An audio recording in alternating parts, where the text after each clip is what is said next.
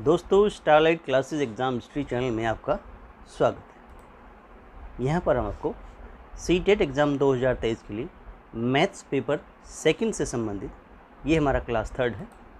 आज का हमारा टॉपिक है केंद्रीय शिक्षक पात्रता परीक्षा 2014 के महत्वपूर्ण प्रश्नों पर हम चर्चा करेंगे। तो आइए स्टार्ट करते हैं क्वेश्चन नंबर 1 से। क्वेश्चन 1 हमारे पास में है। क्या दिया हुआ, देखिए क्वेश्चन में दिया हुआ हमारे पास में, क्वेश्चन में जो दिया हुआ है, क्या दिया हुआ है, 0.001 प्लस 1.01 प्लस 0.11 का मान है। ये हमारा क्वेश्चन फरवरी 2014 में आया हुआ है। आंसर हमारे पास थे 1.013, 1.121, 1.111 या 1.101। सॉल्यूशन करते हैं। क्या दिया हुआ, देखिए दिखा हुआ कि 0.001, क्लियर। अगला है 1.01, 0 लगा लीजिए। और नेक्स्ट दिया हुआ है 0.11, 0 ऐसे लगा के ऐड कर देंगे। क्या मिलेगा, 1 एज इट इज़।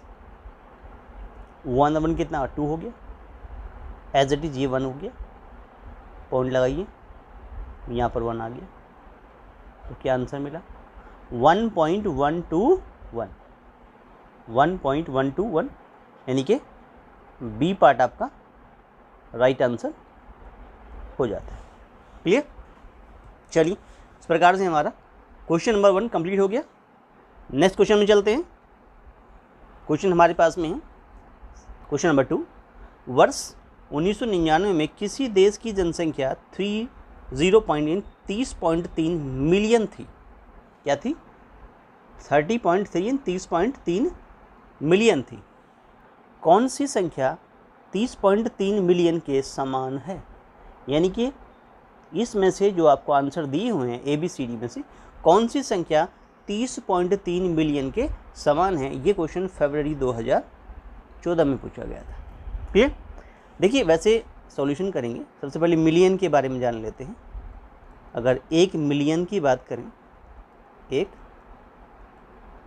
मिलियन की बात करें तो 1 मिलियन मतलब किसके इक्वल होता है, 10 की पावर 6 के, 10 की पावर 6 के इक्वल होता है। यानी कि आप ऐसे करें, इट मीन्स 1 2 3 4 5 और 6 कितना हो गया। इट मीन्स 10 की पावर 6 आपने 1 के आगे 1 2 3 4 5 6 0 आपने लगा लिया। तो 1 मिलियन इक्वल हो गया 10 की पावर 6 के। क्या पूछ रहे हैं, 30.3 मिलियन किसके बराबर होगा, मिलियन किसके इक्वल होगा। तो आप क्या करें कि 30.3 मल्टीप्लाई बाई 1 के आगे 1 2 3 4 5 6 0 लगा लिया। देखो यहाँ से आप इसको 10 लिख सकते हैं, 1 0 कम हो गया।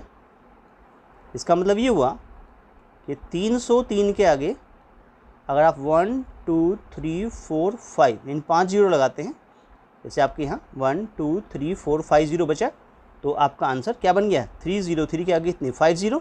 तो यहाँ पर 303 का कितनी, 1 2 3 4 5। कौन सा पार्ट, डी पार्ट आपका, डी पार्ट जो आपका है वो एक राइट आंसर बन जाएगा। तो इस प्रकार से जो डी पार्ट है वो आपका राइट आंसर बन जाता है। क्लियर। ऐसे आप इसको निकाल सकते हैं। तो ये क्वेश्चन नंबर सेकंड का आंसर बन गया, दैट इज़ 303। उसके आगे आप 1 2 3 4 5 5 0 लगा लेंगे तो आपका आंसर कंप्लीट हो जाता है। चलिए नेक्स्ट क्वेश्चन में चलते हैं।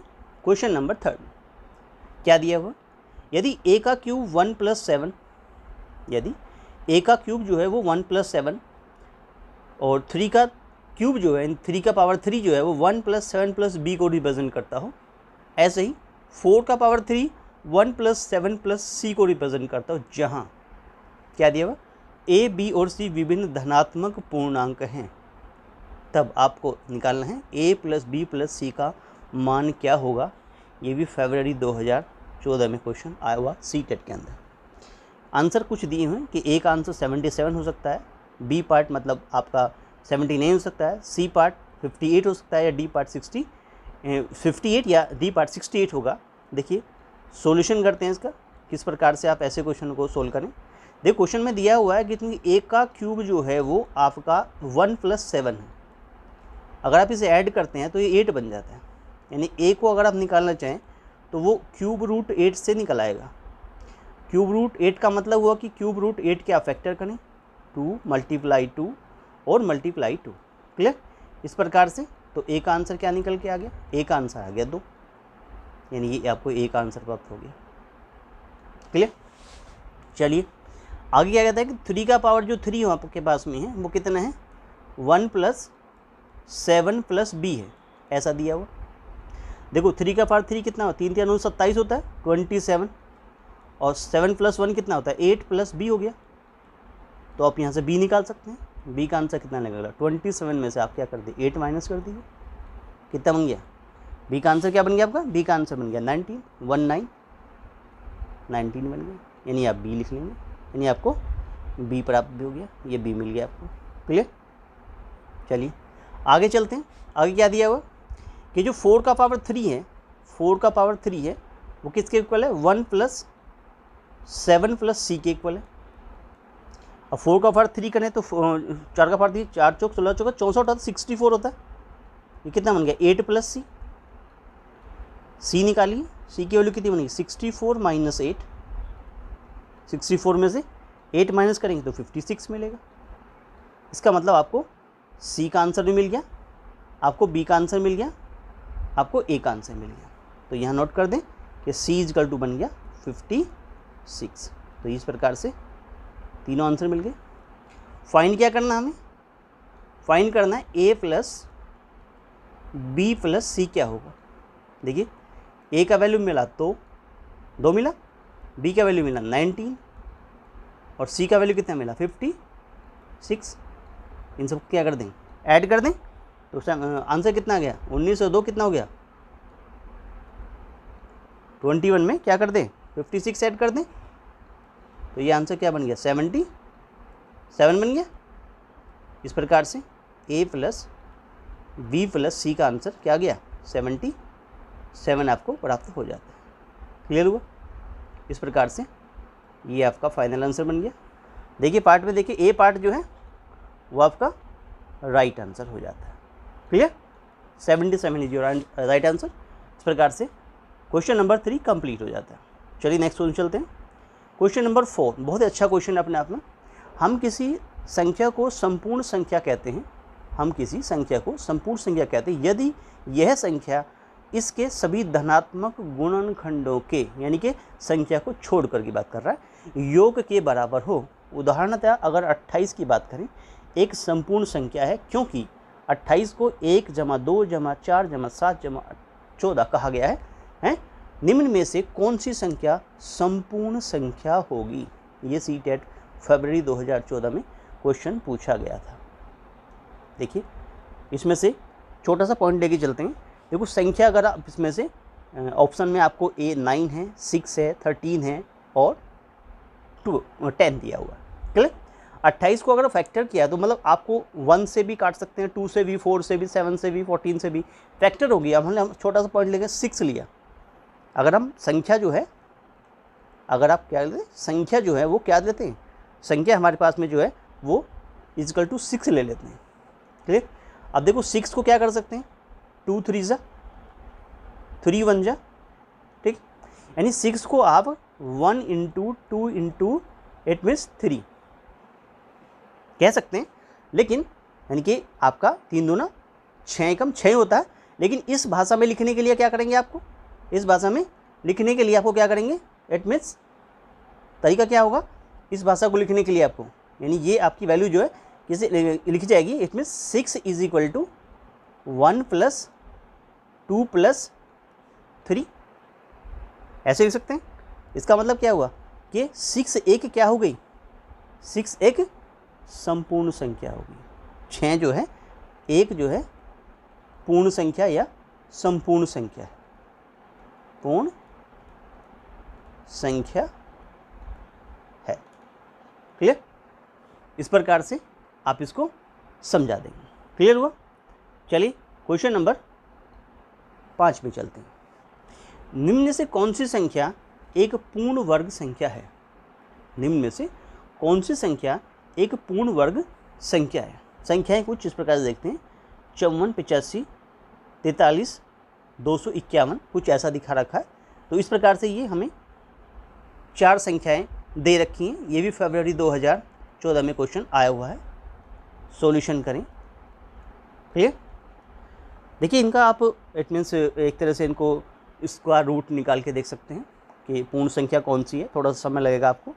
हम इसमें से एक छोटी संख्या ले लेते हैं। मान लेते हैं हम इसमें से एक संख्या लेते हैं 54854324 अपने एक नंबर ले लिया ये वाला, और इसको आप सबसे पहले इट मीन्स कैंसिल करते हैं। किस प्रकार से? इसको पेड़ बनाते हैं। एक पेड़ यहाँ बन गया, दूसरा पेड़ 32 का, तीसरा पेड़ इसका, चौथा पेड़ 48 का, 1 बचा 5। तो 2 2 जा 4 होता है, तो 1 बच गया। ठीक है? चलिए क्या उतार लेंगे? 48। क्लियर? अब क्या करेंगे? 2 2 को ऐड करेंगे, 4 हो गया। यहाँ से इसको एक 8 को छिपा लें अगर आप, तो 4 का टेबल 14 में आप चला के देखेंगे, 4 3 12 होता है, तो 3 टाइम चला सकते हैं। तो 3 3 जा 9 हो गया, और 3 4 जा 12 हो गया। क्लियर? चलिए इस प्रकार से क्या बचा? 9, और यहाँ कितना रह गया? 1, 19 हो गया। चलिए अब ये 43 में 3 ऐड कर लीजिए, कितना बन गया? 46 बन जाएगा। यानी कि जो नंबर चला होता है इसमें ऐड कर लेते हैं, स्क्वायर रूट निकालने का तरीका। अब इसके बाद में क्या करेंगे? देखिए आपने 48 उतार लिया। अब 54 जो है वो अगला पेयर है, उसको आप यहाँ ऐसे उतार लीजिएगा। ठीक है? ऐसे इसका लास्ट का डिजिट छिपाएंगे। 195 को 46 से आप डिवाइड करेंगे तो अप्रोक्सीमेट 4 चौक 16, यानी कि 4 टाइम आप इसको चला सकते हैं। तो ये वैल्यू कितनी बन जाएगी? 4 4 जा 16 बन जाएगी, और 4 6 जा 24, और 1 कितना हो गया? 25। ऐसे ही 4 चौक 16 और 17 18, यानी कि एक 18 बन गया। अब 1954 में से क्या करेंगे? 1856, तो कितना बनेगा? 8, और 98 हो गया। इट मीन्स 8 से 14, 9 5 14 15। ठीक है? उसके बाद में आपने 54 उतार लिया। अब क्या बचा? 32। तो यहाँ पे आप क्या करें? 32 नंबर को और लेंगे। उसके बाद में इसे यहाँ ऐड कर लेंगे। 4 4 कितना हो गया? 8 हो गया, और 6 और 4 एज इट इज़ बन जाएगा यहाँ पर। चलिए इसके बाद में ऐसे ही एक नंबर को आप ये इस वाले लास्ट के नंबर को अगर जैसे आप इसको मतलब इसको छिपाएं तो आपको 9 इसमें 83 मिलेगा, और जब ये 2 छिपाएंगे तो ये इसका 1 छिप जाएगा। ऐसे 3 छिपाएंगे तो इसका, तो 4 से वैल्यू 4 दूना 8 तक चल सकती है। 4 दूना 8 तक चल सकती है, यानी कि 2 टाइम आप इसको चला लें। यानी कि स्क्वायर रूट निकालने का सिंपल तरीका है, जैसे नॉर्मल निकालते हैं। तो आप इसको थोड़ा सा सोल्व करेंगे ऐसे। 2 2 जा 4 हो गया, 2 8 जा 16 हो गया, 2 6 जा 12 1 13 हो गया, और 2 4 जा 8 1 9। तो कितना बना? 9364। माइनस करें इसमें से तो कितना बन गया? 12 8, कितना 8 बना। अच्छा उसके बाद में कितना बना? 6 बना, और एक वैल्यू कितनी बन गई आपकी? कितनी बनी? 4 बन गई। क्लियर? और आपने 41 उतार लिया, अगला पेयर लास्ट वाला। यहाँ तक समझ में आ गया होगा। चलिए आगे देखते हैं। 2 2 कितना हो गया? 4 हो गया, 8 as it is, 6 as it is, और 4 एज इट इज़। अब इसको देखें तो सिंपल एज इट इज़ मिल रहा है हमें, तो 1 टाइम से आपका आंसर बन जाएगा। तो 1 टाइम यहाँ रख दीजिए, और 1 टाइम यहाँ रख दीजिए। तो एज इट इज़ कितना बन गया? 4 6 8 4 1, पूरा पूरा कट गया। इसका मतलब इसका जो आंसर बन गया, क्या बन गया? It means 2 3 4 2 1। ये क्या? 2 3 4 1 का स्क्वायर जो है वो ये नंबर है। कौन सा? और ये नंबर कौन सा? ये नंबर हमारा बी पार्ट हमारा एक राइट आंसर हो जाता है। पेपर में कुछ क्वेश्चनों में आपको थोड़ा सा सोल्व करके देखना पड़ेगा, जैसे हमने सॉल्व किया तो ये हमारा आंसर निकल के आ गया। तो ये एक पूर्ण वर्ग संख्या है। क्लियर हुआ? चलिए नेक्स्ट क्वेश्चन में चलते हैं। क्वेश्चन नंबर 6, दो पूर्ण संख्याओं का गुणनफल 24 है। दो पूर्ण संख्याओं का अगर गुणनफल की बात करते हैं तो गुणनफल क्या बताया गया? 24 बताया गया। दो पूर्ण संख्याओं का गुणनफल जो है वो 24 बताया गया। क्लियर? इन संख्याओं का न्यूनतम संभव योग कितना, कौन सा संभव योग? न्यूनतम संभव योग की बात कर रहा है। ये सीटेट फरवरी 2014 में पूछा गया क्वेश्चन है। आंसर हमें दिखा रखे हैं। ए पार्ट में 10 दिया, बी को 12, सी को 8 और डी को 9 बताया गया। क्वेश्चन के अकॉर्डिंग जो वैल्यू बताई गई है, दो पूर्ण संख्याओं का गुणनफल 24 है। दो पूर्ण संख्याओं का गुणनफल 24 है। ठीक है, दो संख्याओं का गुणनफल, अगर गुणनफल की बात करें अगर हम, तो हमारे पास में जो गुणनफल दिया हुआ है वो कितना दिया हुआ है? 24 दिया हुआ, 24 दिया हुआ। अब ऐसी संख्याओं का युग्म देखते हैं। संख्याओं का युग्म जो 24 देती हूँ, संख्याओं का ऐसा युग्म देखें जो 24 मिलता हो जिनसे। जैसे क्या हो सकती हैं? क्या हो सकती हैं? देखिए पॉइंट पहला देखिए 8 दिया 24 हो सकता है। 8 गुना 3 भी 24 होता है, और 6 चौक 24 24 होता है, 12 दूना भी 24 होता है। ठीक हो सकता है। अगर इसका एडिशन ले तो 8 और 3 जोड़ेंगे तो 11 आएगा, 6 और 4 ऐड करेंगे तो 10 आएगा, ऐसे 12 और 2 को ऐड करेंगे तो 14 आएगा। अब हमें इनका न्यूनतम देखना है।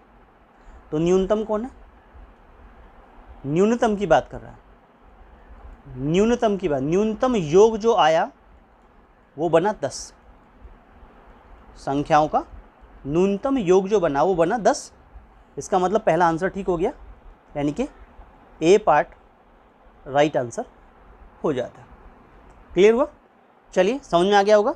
नेक्स्ट क्वेश्चन चलते हैं, क्वेश्चन नंबर 7 की तरफ। बहुत ही प्यारा और बहुत ही मोस्ट इम्पोर्टेंट क्वेश्चन है, कई बार पेपर में पूछा गया। फरवरी 2014 में भी क्वेश्चन ये आया हुआ। आंसर दिए हुए 8, 16, 2 और 4। देखिए सॉल्यूशन करेंगे। क्वेश्चन में हमें कुछ इस प्रकार से दिया हुआ है कि 3 का जो पावर है वो 502 है, माइनस यहाँ 3 का पावर 500 है, और इसमें 16 ऐड किया हुआ है 16, और इसको डिवाइड करने को कहा गया है कि 3 की पावर 500 प्लस 2 से। क्लियर? इसमें थोड़ा ट्रिक लगाएंगे आप। देखो इसको आप तोड़ लीजिए, इसको 3 की पावर 500 गुना 3 का पावर 2 लिख लीजिए। ऐसे ही ये 3 की पावर 500 ऐसे डिजिट रहेगा, और इसी 16 यहाँ पर एज इट इज़, और नीचे डिनोमीटर में कोई परिवर्तन नहीं करेंगे। 3 की power 500 plus 2 as it is ही रहेगा जैसा दिया हुआ। क्लियर? अब आप ऊपर से कुछ कॉमन ले सकते हैं, जैसे कि इन दोनों में से 3 की पावर 500 कॉमन ले सकते हैं। तो यहाँ से 3 की पावर 2 और -1 और प्लस 16, और बटा में क्या बनेगा? अपॉन में 3 की पावर 500 और प्लस 2 एज इट इज़। अब देखो इसको अगर सोल्व करते हैं थोड़ा सा तो क्या बनता है? 3 की पावर 500 तो ये था ही। क्लियर? 3 की पावर 500 था ही। ठीक है, ये कितना बना? 3 क्या कितना बन गया? 9 बना। 9 में से 1 गया, और प्लस 16 एज इट इज़। नीचे भी कोई परिवर्तन अभी नहीं करेंगे। 3 की पावर 500 प्लस 2 ऐसे का ऐसा ही रहेगा। चलिए यहाँ तक कर दिया। अब देखो ऊपर जो वैल्यू बनी है उसमें क्या बना हुआ है कि 3 की पावर 500 जो आपको बना है इसमें इंटू 8 हो गया, 9 में से 1 जाके, और प्लस 16 ऐसा कैसे ही, और नीचे एज इट इज वैल्यू को लिखते रहेंगे। हमें नीचे जैसा ऊपर बनाना है, डिनोमीटर जैसा न्यूमरेटर में बनाना। अब आप क्या करें, इसमें से 8 कॉमन ले लें, तो 3 की पावर 500 तो ये हो गया, और 8 दूना 16 अपॉन कितना बन गया? 3 की पावर 500 प्लस 2। तो दोनों ब्रैकेट एक जैसे हो गए, कट गए। आंसर क्या आ गया? 8। बस ये इजी आंसर था। बहुत बढ़िया तरीके से आपको ये पार्ट नंबर ए निकल के आ गया। दोस्तों अगर वीडियो अच्छा लग रहा हो तो वीडियो को लाइक करें, अपने दोस्तों में शेयर करें और channel starlight classes exam history channel को सब्सक्राइब जरूर कर लें और साथ में बेल आइकन को प्रेस कर लें, जिससे आने वाली वीडियो का नोटिफिकेशन सबसे पहले आपको प्राप्त हो। चलिए नेक्स्ट क्वेश्चन नंबर 8 में चलते हैं। क्वेश्चन 8 क्या कहता है, यदि 8000880 इज इक्वल टू 8 इंटू 10 की पावर x, 8 इंटू 10 की पावर y, 8 इंटू 10 की पावर z को रिप्रेजेंट करता है, जहाँ x, y और z पूर्ण संख्याएं हैं। क्या हैं? पूर्ण संख्याएं हैं। तब आपको x plus y plus z का मान निकालना, और ये फरवरी 2014 में क्वेश्चन आया हुआ है। आंसर ग्रुप में A6 है, B5 है, C11 है और D8 दिया हुआ है। देखिएगा, हम दिए गए क्वेश्चन को इसी रूप में तोड़ते हैं जिस रूप में वो क्वेश्चन दिया हुआ है। देखिए हमें क्या दिखा रखा है, 8000880। इसे हम क्या लिख सकते हैं? देखिए इसे हम 8 के आगे 1 2 और कितने 3 4 5 3 4 5 ऐसे लिख सकते हैं, प्लस इसको हम 800 लिख सकते हैं, प्लस इसको हम 80 भी लिख सकते हैं। यानी कि इसे 8 इंटू 10 की पावर 5 लिख सकते हैं, इसे 8 इंटू 10 की पावर 2 लिख सकते हैं, इसे हम 8 इंटू 10 या 10 की पावर 1 कह सकते हैं। यानी ये वैल्यू इस रूप में आ गई। अगर कंपेयर करें आप इसको, यानी कि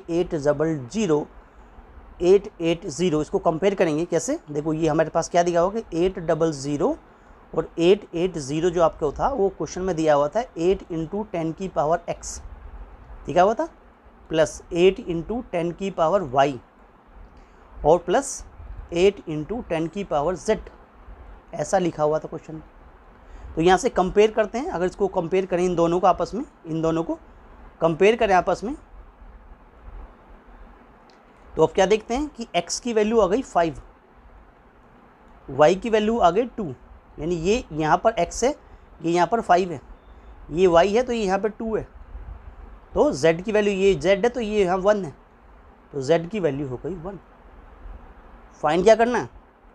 फाइंड करना है हमें क्या? x plus y plus z। x हो गया 5, y हो गया 2 और z हो गया 1। 5 और 2 7 और 1 कितना बन गया? 8 बन गया। ये आपका क्या बन गया? आंसर हो गया। यानी पार्ट नंबर डी जो है वो आपका राइट आंसर बन जाता है। क्लियर? इस प्रकार से ऐसे क्वेश्चन आप कर सकते हैं। चलिए नेक्स्ट क्वेश्चन नंबर 9 में चलते हैं। क्वेश्चन 9 बहुत अच्छा क्वेश्चन है, बहुत अच्छा, इंपॉर्टेंट, लिख लीजिए अभी से ही। ऐसे क्वेश्चन परीक्षा में काफ़ी बार पूछे गए हैं। ये हमें फरवरी 2014 में क्वेश्चन आया हुआ है। क्या लिखा हुआ है? x की power 4 plus x square plus 1 का गुणनखंड है। अब इसमें 4 हमारे पास आंसर दिए हुए हैं, इसमें से एक आपका राइट आंसर है। तो आप क्या करेंगे? इसको सोल्व करेंगे। इट मीन्स x की पावर 4 प्लस एक्स स्क्वायर और प्लस 1, ऐसा लिखा हुआ। अब क्या करते हैं? अपनी तरफ से इसमें एक एक्स स्क्वायर ऐड कर देते हैं और एक एक्स स्क्वायर माइनस कर देते हैं। तो ये इतनी जो वैल्यू है x की पावर 4 प्लस कितनी बन गई? 2x square plus 1 minus x की पावर 2। इसे देखें तो ऐसा लिख सकते हैं x की पावर 2 की पावर 2 यानी a स्क्वायर प्लस ये हो गया 2ab 1 इंटू एक्स स्क्वायर और प्लस ये बन गया 1 का स्क्वायर और ये एज इट इज़ हो गया। तो इतनी वैल्यू को आप क्या कर सकते हैं? ये बन जाएगा एक्स स्क्वायर प्लस 1 का होल स्क्वायर और ये एज इट इज़ रहेगा। एक्स स्क्वायर ऐसे कह लीजिए या ऐसे ब्रैकेट में लिख दीजिए। अब ये फॉर्मूला बन गया कि भाई ए स्क्वायर माइनस बी स्क्वायर क्या होता है? हम जानते हैं ए प्लस बी होता है और ए माइनस बी होता है। क्लियर? तो यहाँ पे क्या कर देंगे? इसको ऐड कर दीजिए, ए प्लस एक्स स्क्वायर प्लस 1 और प्लस एक्स, ये तो बन गया ए प्लस बी, और एक्स स्क्वायर प्लस 1 और माइनस एक्स, ये बन गया ए माइनस बी। ठीक है, तो इसके फैक्टर बन गए हमारे पास में, 2 फैक्टर बन गए। अब यहाँ पर देखो एक्स स्क्वायर, यानी कि यहाँ पर देखो x square minus x plus 1 है कहीं पर, ये वाला रोल जो है, यानी इसको x square minus x plus 1 भी लिख सकते हैं, यानी इसे ऐसे भी लिख सकते हैं एक्स स्क्वायर और प्लस एक्स और प्लस 1, यानी कि ऐसे सही तरह से लिख लीजिए एक्स की पावर घटते क्रम में x square minus x plus 1, ऐसे भी लिख सकते हैं इसको। तो हमारा ये पार्ट मिल गया, x square minus x plus 1, कहाँ ये रहा, x square minus x plus 1, clear. तो ये हमारा क्या हो गया, जो ए पार्ट है आपका, ये आपका राइट आंसर बन जाता है। ए पार्ट जो क्या बन गया, राइट आंसर बन गया, x square minus x plus 1, एक गुणनखंड बन जाता है। इस प्रकार से ये क्वेश्चन सोल्व हो जाता है। चलिए नेक्स्ट क्वेश्चन 10 में चलते हैं। बहुत ही अच्छा और प्यारा क्वेश्चन है। ऐसे क्वेश्चन पेपर में बार बार पूछे गए हैं, दैट मीन्स बहुत ही अच्छा क्वेश्चन है। इसमें थोड़ा सा आपको ट्रिक से यूज़ करना है, आपका आंसर निकल आएगा।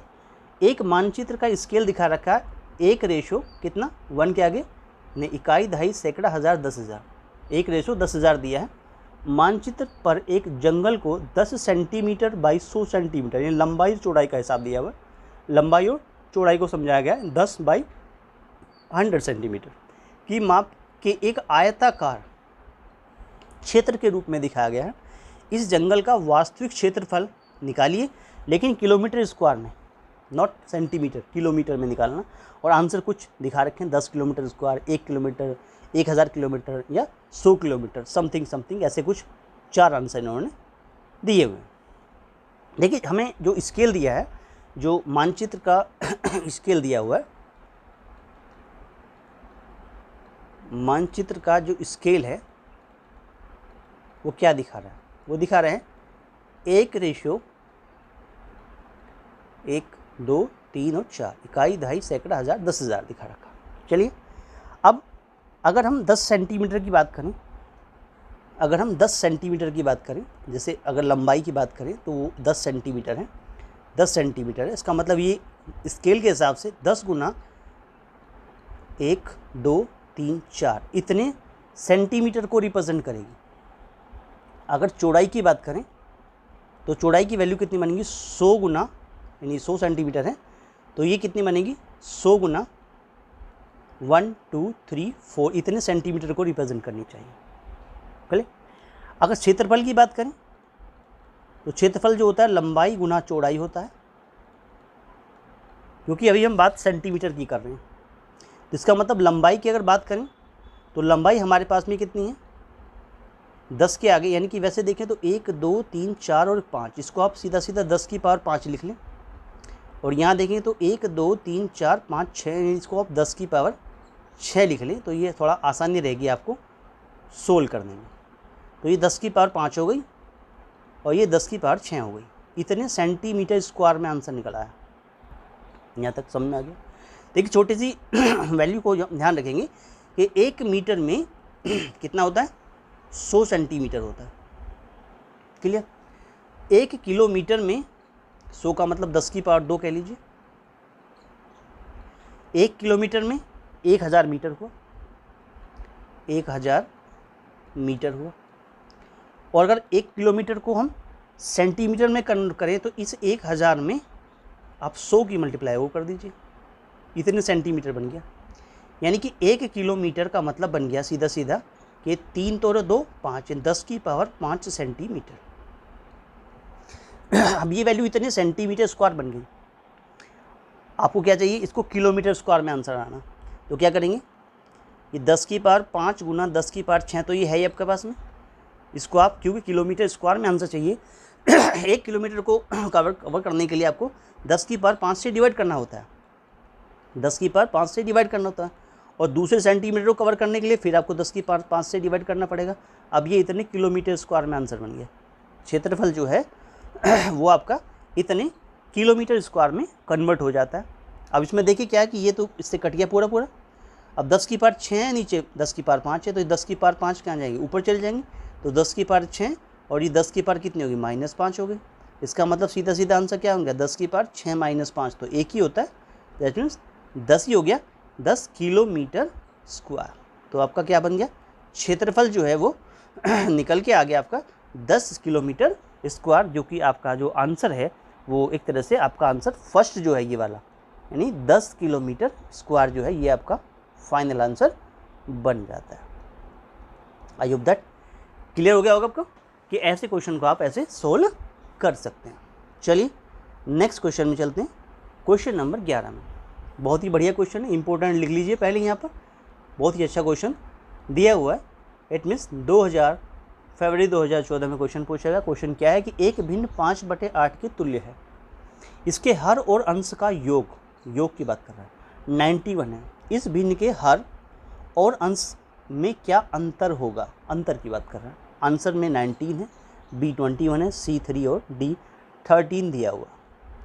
क्वेश्चन की भाषा के हिसाब से इट मीन्स उसके हर और अंश का योग 91 है, अंश और हर। तो अगर हम अंश को हर के साथ में जोड़ते हैं, भिन्न के अंश को हर के साथ में जोड़ते हैं तो आंसर 91 बनता है, ऐसा क्वेश्चन है। अगर यहाँ से हम हर निकालें तो हर कितना निकलेगा, यानी कि 91 में से आप अंश को माइनस कर सकते हैं। क्लियर हो? अगर हम यहाँ माना जो है अंश हमारा x होता, अंश हमारा क्या है x होता, तो हर कितना निकल के आ जाता, हर कितना निकलता, हर निकल आता हमारे पास में 91 माइनस x, आंसर हर मिल गया। यहाँ तक पहुँच गए आप। अकॉर्डिंग टू क्वेश्चन, इन प्रश्नानुसार कह लीजिए, according to question ATQ, according to question क्या कह रहा है कि एक भिन्न 5/8 के तुल्य है, यानी अंश बटे हर 5/8 है, यानी किसी का अंश बटे हर कर दूं ऐसे इस प्रकार से, तो ये वैल्यू 5/8 के इक्वल हो जाती है, ऐसा क्वेश्चन में कहा गया है। तो अंश की वैल्यू हमने x मानी, हर की वैल्यू हमारी बन गई 91 माइनस x बन गई। क्लियर? ये वैल्यू 5/8 के इक्वल हो गई। इसकी क्रॉस मल्टीप्लाई कर दीजिए, क्या बन गया हमारे पास में कि जो 8x है वो इक्वल टू क्या बन गया 5 है, और मल्टीप्लाई कितना आ गया 91 माइनस x आ गया, और 5 की मल्टीप्लाई कर दो, 5 1 जा 5 होता है और 5 9 45 होता है, 4 5 और माइनस का 5x इधर हो गया, और ये दिखा रखा 8x।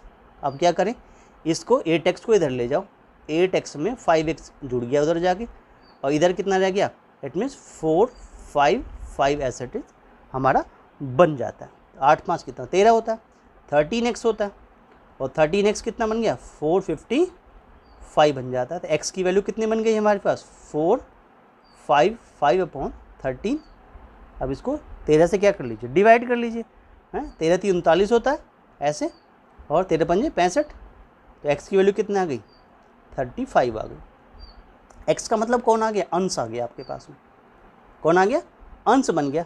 तो हर कैसे निकलेगा, हर निकलेगा 91 माइनस x, यानी कि 91 में से x मतलब 35 माइनस करें, 35 माइनस करेंगे, 91 में 35 माइनस करें तो 56 रह गया, 56, यानी हर कितना आ गया आपका, हर आ गया 56। अब क्या चाहिए, अंतर चाहिए, अंतर मतलब अंश और हर व अंशों में अंतर, यानी कि हर व अंशों में अंतर जो है वो आपको चाहिए था, अंतर चाहिए। तो देखो हर कितना निकला आपका, इट मीन्स x की वैल्यू जो निकाली आपने, x की वैल्यू 35 निकली, हर कितना निकला 56 निकला। क्या कर देंगे 56 में से 35 क्या कर देंगे, माइनस कर देंगे, कितना 6 में से 5 गया 1 और 5 में से 3 गया, it means 21 is your answer. Clear? तो 21 मतलब बी पार्ट जो है वो आपका आंसर बन जाता है। इस प्रकार से आप इसका आंसर निकाल देंगे ऐसे क्वेश्चन को। दोस्तों वीडियो अच्छा लग रहा हो तो वीडियो को लाइक ज़रूर करें, अपने दोस्तों में शेयर जरूर करें, और channel starlight classes exam study channel को सब्सक्राइब कर लें, और साथ में बेल आइकन को भी प्रेस कर लें, जिससे आने वाली वीडियो का नोटिफिकेशन आपको सबसे पहले प्राप्त हो। चलिए स्टार्ट करते हैं, इट मीन्स अगले क्वेश्चन में चलते हैं। क्वेश्चन नंबर 12 एक बहुत ही अच्छा क्वेश्चन है। संख्या n को दोगुना करके, संख्या n को दोगुना करके उसमें y को जोड़ा जाता है। अब संख्या n हमारे पास में है, उसको दोगुना कर दीजिए, और दोगुना करके उसमें क्या कर दीजिए, y को ऐड कर दीजिए, जोड़ दीजिए। ठीक है, आगे क्या कहता है, इट मीन्स इस परिणाम को 2 से भाग दे करके फिर उसमें से वास्तविक संख्या n को घटाया जाता है, अंतिम परिणाम क्या प्राप्त होगा। सॉल्यूशन के अकॉर्डिंग क्वेश्चन आंसर कुछ दिखा रखे हैं, x + y होगा, x + y/2 होगा, y होगा या y/2 होगा। इट मीन्स ये जो क्वेश्चन है ये फरवरी 2014 में क्वेश्चन पूछा गया था। हमारे पास में प्रश्न के अनुसार अगर आप संख्या का दुगना कर दें। संख्या n हमारे पास में है, n का दुगना कितना 2n हो गया। उसमें क्या, उसमें y को जोड़ दीजिए, y ऐड कर दिया जी, ठीक है। उसको डिवाइड बाई 2 कर दीजिए, डिवाइड बाई 2 कर दिया जी, क्लियर।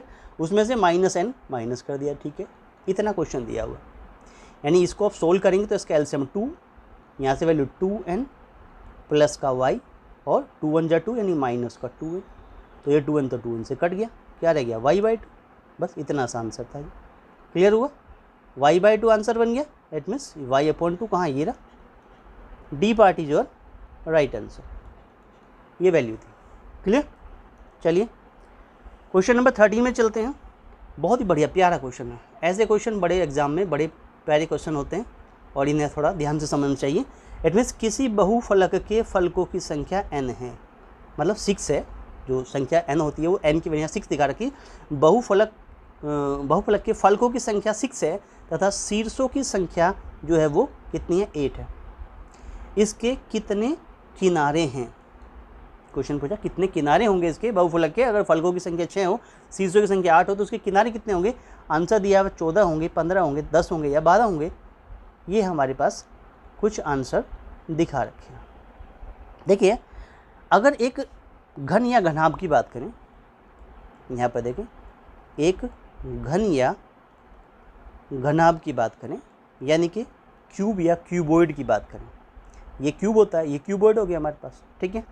इसमें क्या होता है, इसमें जो फलक होते हैं, जो फलक होते हैं वो होते हैं हमारे पास 6 फलक। जो शीर्ष होते हैं, शीर्ष की बात करें, शीर्ष होते हैं 8, और जो किनारे होते हैं, किनारे की बात करें, वो हमारे होते हैं 12। कितने होते हैं, 12, यानी कि 1 2, क्लियर।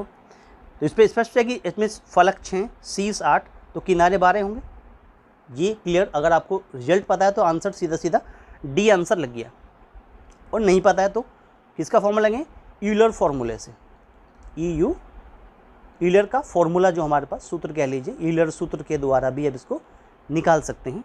क्या होता है कि v minus E plus F जो होता है वो 2 होता है।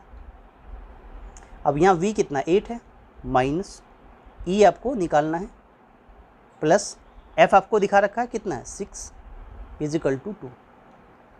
कितना बना, इट मीन्स ई को उधर ले जाएंगे, देखो ये 14 माइनस ई बराबर हो गया 2 के।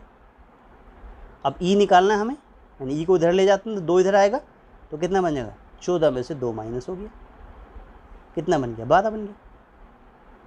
तो ई का वैल्यू बन गया, किनारे प्राप्त हो गए, कितने हो गए, किनारे हो गए, इट मीन्स 12, यानी आंसर हो गया डी आपका एक राइट आंसर बन जाता है। क्लियर हुआ। इस प्रकार से क्वेश्चन सोल्व कर लेंगे। क्वेश्चन नंबर 14 क्वेश्चन में आइए। ये बहुत ही महत्वपूर्ण क्वेश्चन हमने लिए हैं 2014 के, इट मीन्स जो 2014 में आए हुए हैं, बहुत ही महत्वपूर्ण क्वेश्चन को हमने यहाँ पर लिया जो बार बार पूछा जा रहा है एग्जामों में, तो इसको थोड़ा ध्यान सोल्व कीजिएगा। इट मीन्स फरवरी 2014 में ये क्वेश्चन आया हुआ है।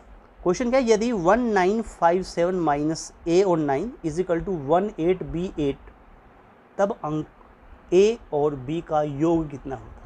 अंकों ए और बी को आपको फाइंड करना है, योग 13 होगा, 12 होगा, 15 होगा या 14, ये इसको सोल्व करने के बाद आप इसको निकालेंगे। सिंपल सी वैल्यू बता रखी है, देखिए 1 और 9 और 5 और 7, अगर नॉर्मल माइनस करते हैं तो a और 9, यानी ये a हो गया और ये आपका कितना बन गया 9 हो गया। इस प्रकार से आप इसको सिंपली इसको आप इस तरह से माइनस कर सकते हैं। क्लियर। तो यहाँ से आपको सिंपल क्या करना है, माइनस करना है, ये a और इसको माइनस करना है ऐसे, ठीक है। अब सिंपल सी बात है कि यहाँ से आप 17 हो गया, 17 9 गया, 8 बच गया, तो यहाँ कितना रह गया होगा, 4 रह गया होगा। अगर यहाँ 17 हो गया तो यहाँ कितना रह गया होगा, यहाँ रह गया होगा 4। अब वैल्यू कितना 9 और 1, यानी यहाँ पर तो आपको ठीक है 18 आना है, यानी यहाँ तो 8 और ये 1 आना है, ये तो क्वेश्चन में दे रखा है, ये आएगा मतलब क्वेश्चन। तो b की वैल्यू क्या होगी और a की वैल्यू क्या होगी, जो आपको क्या बना दे, यानी b यहाँ पर जो दिया हुआ वो क्या बनेगा, a यहाँ पर वो क्या बनेगा, यानी फिलहाल यहाँ पर ये ऐसे ऐसे दिखा रखा है, ठीक, फिलहाल हम उसको ऐसे लिख लेते हैं कि ये क्वेश्चन दिया हुआ है। क्लियर। चलिए अगर इसको मैं थोड़ा सा इस प्रकार से लिख लें कि ये हमारे पास 1 है, ये हमारे पास 9 है, ये 5 है और ये 7 है, और यहाँ पर ये 9 था एज इट इज़, ये वैल्यू बन गई 8, ये वैल्यू यहाँ पर 8, इसको अभी बी को नहीं लिखते, और ये एज इट इज़, और ये माइनस किया हो इस प्रकार, इसकी वैल्यू अभी पता नहीं है, और यानी यहाँ जो ए था उसकी वैल्यू अभी पता नहीं है, और यहाँ जो बी था उसकी वैल्यू पता नहीं है। ठीक। चलिए देखो क्या होता है कि जब हमने माइनस किया तो यहाँ कितना कैरी किया, इधर कितना 17 हो गया। ठीक है, यहाँ कितना रह गया था, 4 रह गया था। ठीक है, अब देखो कितना बनता है, देखो वैसे तो नॉर्मल ये तो आ गया वैल्यू, अब ये 4 कैसे बनेगा, इसमें इन दोनों को मिला के 4 बना, 9 5 14 होता है वैसे तो, 9 और आपका 5 जो है 9 5 14 होता है। इट मीन्स 9 यहाँ रख दीजिए, 5 रख दीजिए। अगर 5 9 भी करेंगे तो कोई फर्क नहीं पड़ेगा क्योंकि अंकों का योग चाहिए उसको। तो ठीक है, तो यहाँ पर ए का आंसर कितना बन गया, 5 बन गया, और बी का आंसर कितना हो गया, 9। उसको योग चाहिए, योग का मतलब ए प्लस बी होता है, इट मीन्स उसको तो ए प्लस बी चाहिए, तो ए प्लस बी कितना होगा, ए का मतलब 5 और बी का मतलब कितना 9, इट मीन्स कितना बन गया 14, 14 आंसर हो जाता है आपका। तो ये आपका 14 आंसर बन गया, डी पार्ट आपका राइट आंसर हो गया, D is your right answer. Clear हुआ। चलिए नेक्स्ट क्वेश्चन नंबर 15 में चलते हैं। क्वेश्चन 15 बहुत ही बढ़िया क्वेश्चन है। क्या कहता है, ये भी फरवरी 2014 में क्वेश्चन आया हुआ। क्वेश्चन ने क्या कहा कि 42 घनों को जिनमें से प्रत्येक की भुजा 1 सेंटीमीटर है, सेंटीमीटर ध्यान रखिएगा, एक साथ चिपका, क्योंकि पेपर में ये जो यूनिट हैं इनकी उनका ध्यान रखना बहुत ज़रूरी होता है, सेंटीमीटर या मीटर, क्योंकि इन चीज़ों पे ही क्वेश्चन काफ़ी कुछ डिपेंड होता है। एक साथ चिपकाकर एक ठोस घनाभ बनाया जाता है, ठोस घनाभ, यानी कि आपने क्या किया कि 42 घनों को जिसमें से प्रत्येक की भुजा 1 सेंटीमीटर है उनको एक साथ चिपका के एक ठोस घनाभ बनाया गया। यानी क्यूब से आपने क्या बनाया, क्यूबॉइड बनाया। यदि इस घनाभ के आधार का परिमाप जो है वो 18 सेंटीमीटर हो, उसकी ऊंचाई सेंटीमीटर में कितनी होगी ये आपको बताना है। देखिए ये answer A 3 centimetre, B 4 centimetre, C 1 centimetre और डी 2 सेंटीमीटर हमें क्वेश्चन में दिया हुआ। क्या कहा गया, अब अगर हम देखें तो हमारे पास जो घनाभ बनेगा, जो घनाभ हमारे पास बनेगा, अब हमने माना घनाभ की जो लंबाई है वो L हो, जो चौड़ाई होगी वो B हो जाए, और जो ऊंचाई होगी हमारे पास में उसे आपने H से रिप्रेजेंट कर दिया। अब क्वेश्चन में उसका परिमाप दिया हुआ, घनाभ का क्या परिमाप दिया, आधार का परिमाप जो है, यानी घनाभ के आधार का परिमाप जो होता है, घनाभ के आधार का परिमाप जो है, आधार का जो परिमाप है वो क्या कहेगा, इट मीन्स फॉर्मूला जो आपके पास होता है वो होता है 2L + B, और ये वैल्यू आपको दिखा रखी है 18, क्वेश्चन में दिखा रखी है। इट मीन यहाँ से अगर आप L + B निकालें तो क्या बन जाएगा 18/2, यानी 2 9 18 होता है। इट मीन्स L + B की वैल्यू आ गई 9, ये वैल्यू प्राप्त हो गई आपको, L + B = 9 वैल्यू मिल गया। अब 1 सेंटीमीटर भुजा वाले छोटे घन का जो आयतन होगा, अगर 1 सेंटीमीटर की बात करूं तो 1 सेंटीमीटर भुजा वाले छोटे घन का, अगर एक छोटा घन हमारे पास मिला हुआ इस प्रकार से, छोटा सा घन आपके पास में है एज इट इज़, और उसका आप क्या है 1 सेंटीमीटर आपको दिखा रखा है, ये जो आपकी साइड है वो A = 1 सेंटीमीटर दिखा रखी है, तो इसका आयतन क्या होगा।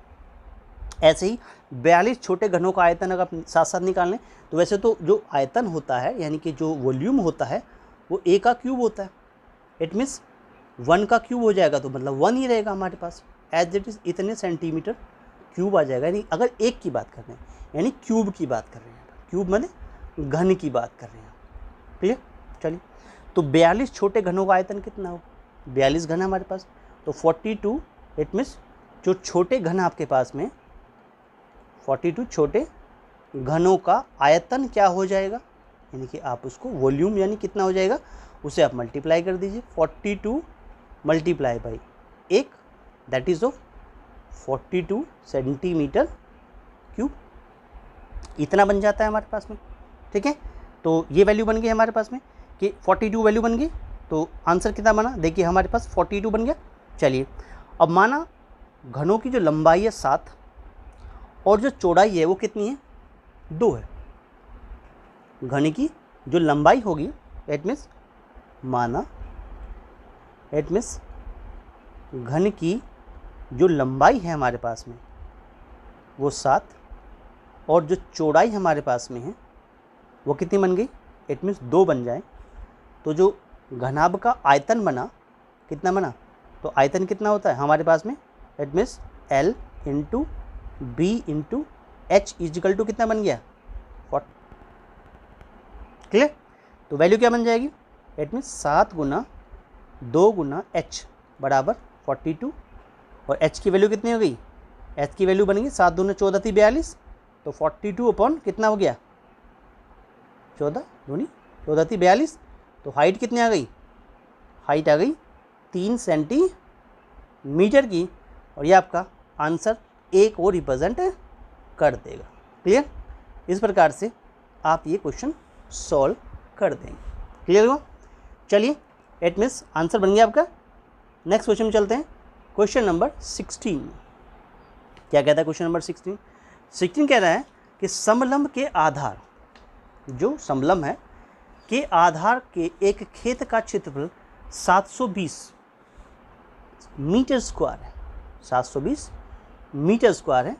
2 समांतर भुजाओं के बीच की दूरी 20 मीटर है और उनमें से एक समांतर भुजा की लंबाई 35 मीटर है। दूसरी समांतर भुजा की लंबाई निकालिए। फरवरी 2000 लगाया था। देखिए वैसे क्षेत्रफल की बात करें तो क्वेश्चन में क्षेत्रफल दिखा रखा है, कितना दिखा हुआ है 720 मीटर स्क्वायर। किसका, समलंब का जो क्षेत्रफल हमारे पास दिखा रखा, इट मीन्स समलंब का जो क्षेत्रफल है वो क्वेश्चन में दे रखा है कि 720 मीटर स्क्वायर, ये हमें समलंब का क्षेत्रफल दिया हुआ।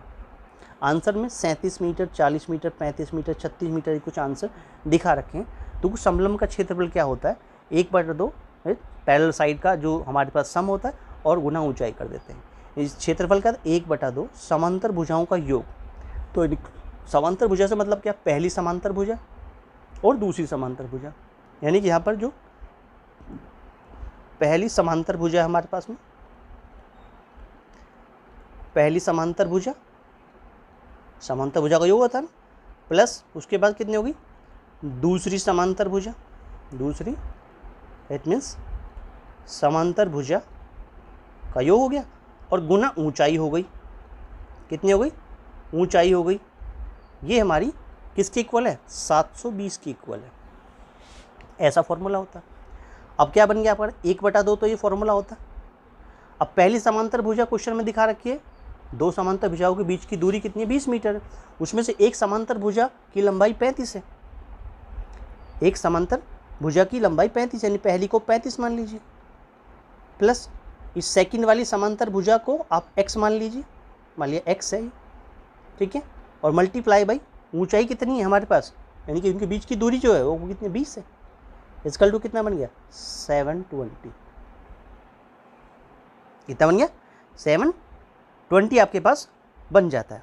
चलिए इसको आप क्या कर सकते हैं, 2 से कैंसिल कर लीजिए, 2 से ये 10 बार कैंसिल हो गया और 10 से का 0 जो है वो इस 720 को काट देगा। तो 35 प्लस x जो है वो कितना बन जाएगा 72 बन जाएगा।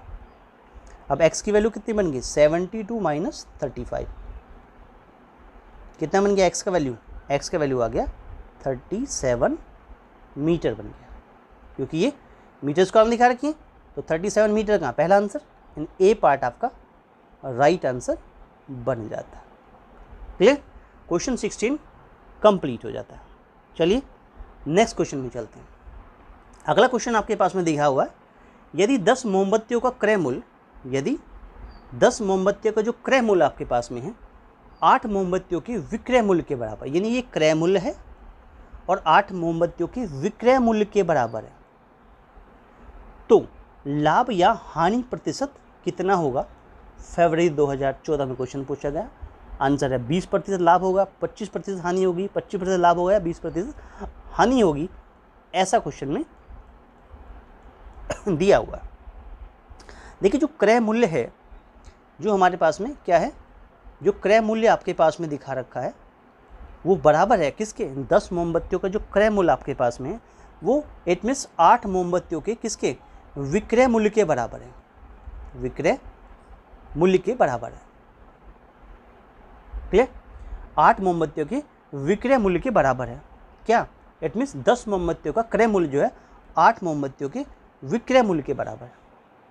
तो लाभ कितना होगा, लाभ का मतलब कितना हुआ कि विक्रय मूल्य जो आपके पास में है, जो विक्रय मूल्य है यानी जो सेलिंग प्राइस है, उसमें से जो क्रय मूल्य है यानी जो कॉस्ट प्राइस है उसे आप माइनस कर दिए, एसपी माइनस सीपी, प्रॉफिट निकल के आ जाएगा, दैट इज़ द प्रॉफिट। ये आपका प्रॉफिट हो गया, निकाल लेंगे। तो लाभ कितना आ गया आपका, इट मीन्स कितना किया, 10 में से 8 गया, 10 माइनस 8 कर दिया, 2 आ गया, ये आपका लाभ निकल के आ गया। अब प्रतिशत लाभ आप निकालेंगे, लाभ प्रतिशत एंड प्रॉफिट परसेंटेज आप निकालना चाहते हैं तो कितना लाभ हुआ, कितना लाभ हुआ, कितना प्रॉफिट हुआ, अपॉन कितना क्रय मूल्य था, कितना क्रय मूल्य था, और गुना 100, यानी जो प्रॉफिट परसेंटेज होता है, प्रॉफिट परसेंटेज होता है कितना आपका प्रॉफिट हुआ, कितना आपका प्रॉफिट होता, क्या आपका कॉस्ट प्राइस था, और इंटू 100 कर दें तो आपकी वैल्यू बन जाती है, फॉर्मूला बन जाता है। अब लाभ कितना है, 2 हुआ, क्रय मूल्य हमारे पास में कितना 8 और गुना 100 कर दिया, अब 2 चौका 8 हो गया और 4 दूना 8 और 4 पंजा 20, कितना बन गया 25%, कितना बना 25% क्या बन गया, लाभ बन गया। तो लाभ की वैल्यू कितनी आ गई, 25% आ गई। ये आपका क्या हो गया, फाइनल आंसर बन गया। इट मीन्स 25% आपका आंसर कहाँ है, it means part number C, 25% लाभ आपको प्राप्त हो जाता है। क्लियर, चलिए नेक्स्ट क्वेश्चन नंबर 18 में चलते हैं। बहुत ही प्यारा क्वेश्चन, बढ़िया क्वेश्चन है, कई बार ऐसे क्वेश्चन पेपर में एग्जाम में पूछे जा रहे हैं इस प्रकार के। देखिए क्या क्वेश्चन दिया है, आंकड़ों 7, 6, 7, 9, 8, 8, 10, 8 के माध्यिका और बहुलक का माध्य चाहिए, बहुलक का माध्य चाहिए, मीन चाहिए। आंसर है 8.5, बी 9, सी 5.5 या डी 8। आपको क्वेश्चन में ये कुछ आंसर दिखा रखे।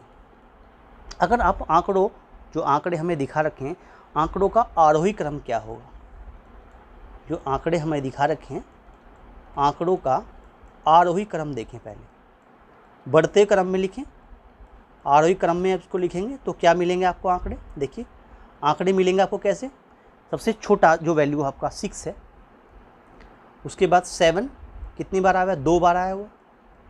फिर आप देखेंगे तो 8 जो है वो 3 बार आया हुआ है, 1, 2 और 3, यानी पहले आपको 6 मिला, फिर आपको 2 बार 7 मिला, 3 बार 8 मिला, 1 बार 9 है और 1 बार 10 है, 1 बार 9 है और 1 बार 10 है। काउंटिंग करें तो 1, 2, 3, 4, 5, 6, 7, 8, यानी नंबर ऑफ जो आपके आंकड़े हैं वो 8 है, और 8 एक क्या है, इवन नंबर है, सम संख्या है 8। इसका मतलब माध्यिका निकालने के लिए आपको सम संख्या वाला फॉर्मूला लगाना पड़ेगा, यानी कि जब आप इसकी माध्यिका निकालेंगे तो फॉर्मूला होता है, जो फॉर्मूला होता है इट मीन्स कितना होता है, n/2वां पद प्लस n/2 प्लस 1वां पद और होल अपॉन 2, ये होता है फॉर्मूला।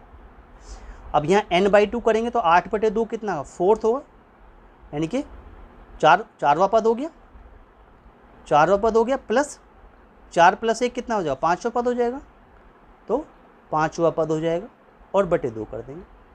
क्लियर, तो जो माध्यिका निकल के आ गई वो कितनी निकल के आ गई, माध्यिका जो निकल के आ गई। अब इसमें 4th पद कौन सा है, 1, 2, 3, 4, 4वां पद भी और 5वां पद, दोनों 8, 8 हैं, यानी 8 + 8/2 यानी कि 16/2, और 16/2 का मतलब फिर 8 आ गया, तो माध्यिका तो 8 निकल के आ गई, माध्यिका तो 8 निकल के आ गई हमारे पास में।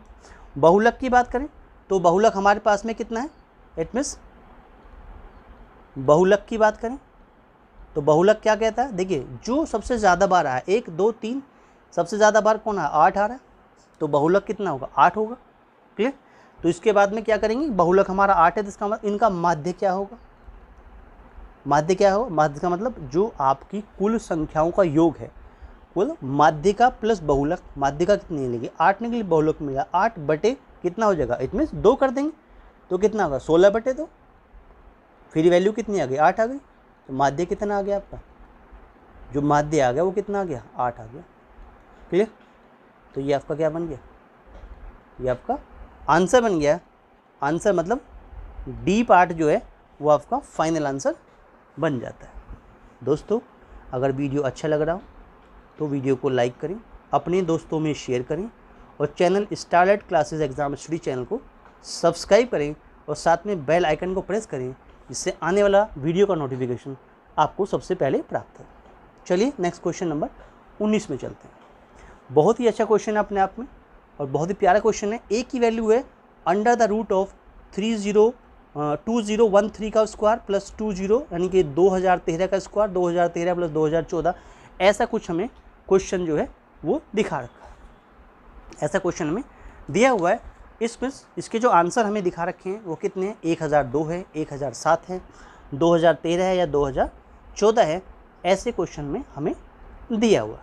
आंसर क्या होगा, ये सितंबर 2014 के क्वेश्चन स्टार्ट हो गए।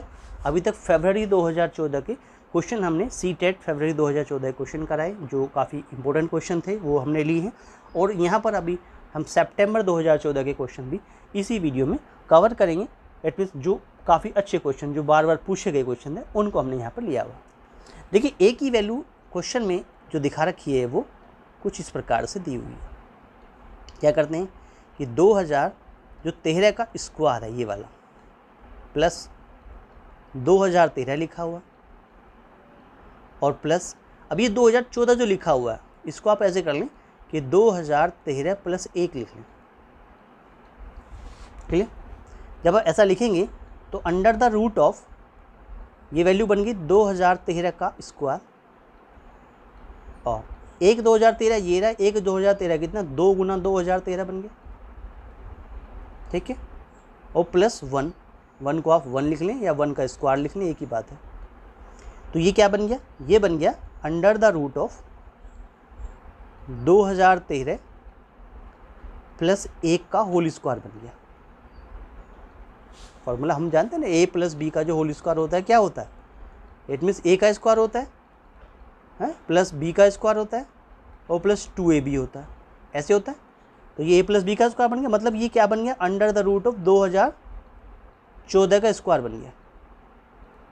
स्क्वायर से रूट कैंसिल हो गया, क्या रह गया सिर्फ 2014। आंसर खत्म। क्लियर, क्लियर हुआ, आंसर कंप्लीट, 2014 आंसर आ गया।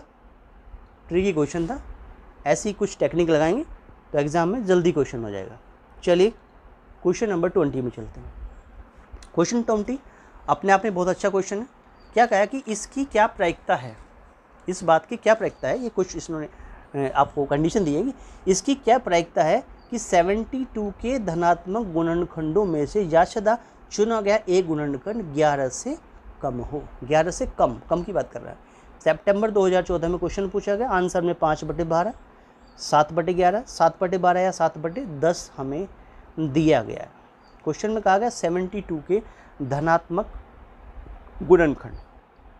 अब 72 के यानी 72 के जो हमारे पास में गुणनखंड हो सकते हैं, गुणनखंड जो हो सकते हैं क्या हो सकते हैं, देखो 72 के जो गुणनखंड होंगे हमारे पास में, देखो अगर मल्टीप्लाई करके देखें तो 1 गुना 72 भी होता है, ठीक, 2 गुना 36 होता है, 36 गुना 72 होता है, 24 थी 72, 3 गुना 24 भी हो जाएगा, 24 थी 72 होता है, 18 चौक 72 होता है, 18 चौक 72 होता है, दैट मीन्स 12 छिक 72 होता है, 6 गुना 12 लिख देंगे, और ऐसे 8 नम 72 होता है, 8 गुना 9 भी लिख दिए। तो ये हमारे 72 के 72 के गुणनखंड हो गए।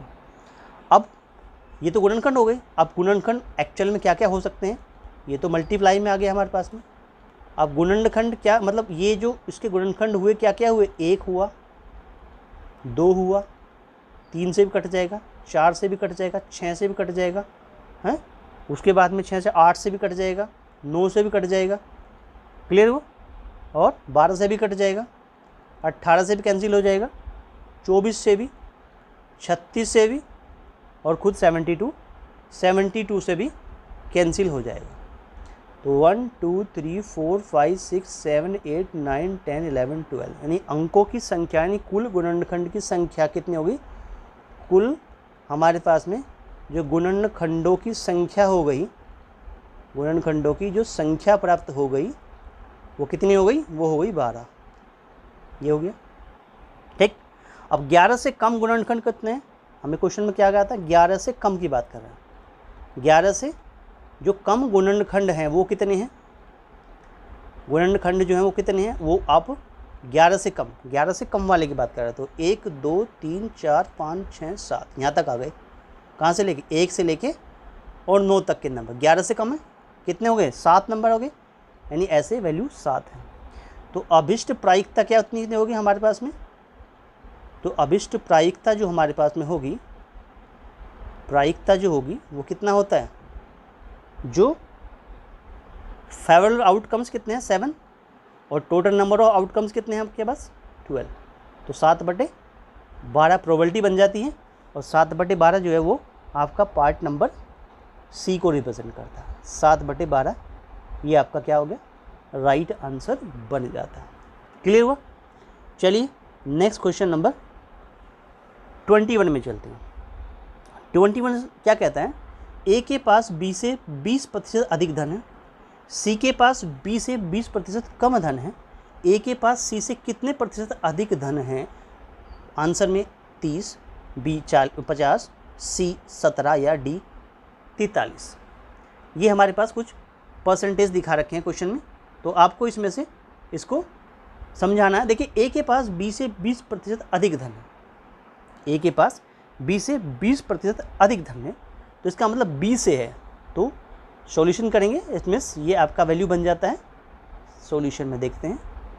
अब मान लिया जब ए के पास बी से 20% अधिक धन है बी से, तो मान लिया कि बी का धन जो है, बी का जो हमारे पास धन है वो कितना हो गया, मतलब 100 रुपया, 100 हो गया।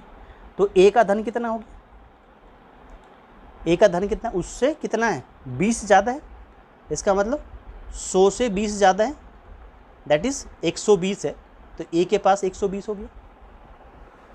सी के पास बी से 20% कम है, अब सी के पास, तो सी का धन कितना हुआ, सी का जो धन हुआ वो कितना हुआ, कितना हुआ, बी से, बी मतलब 100 से 20% कम, यानी 100 - 20 कितना हुआ, 80 हुआ।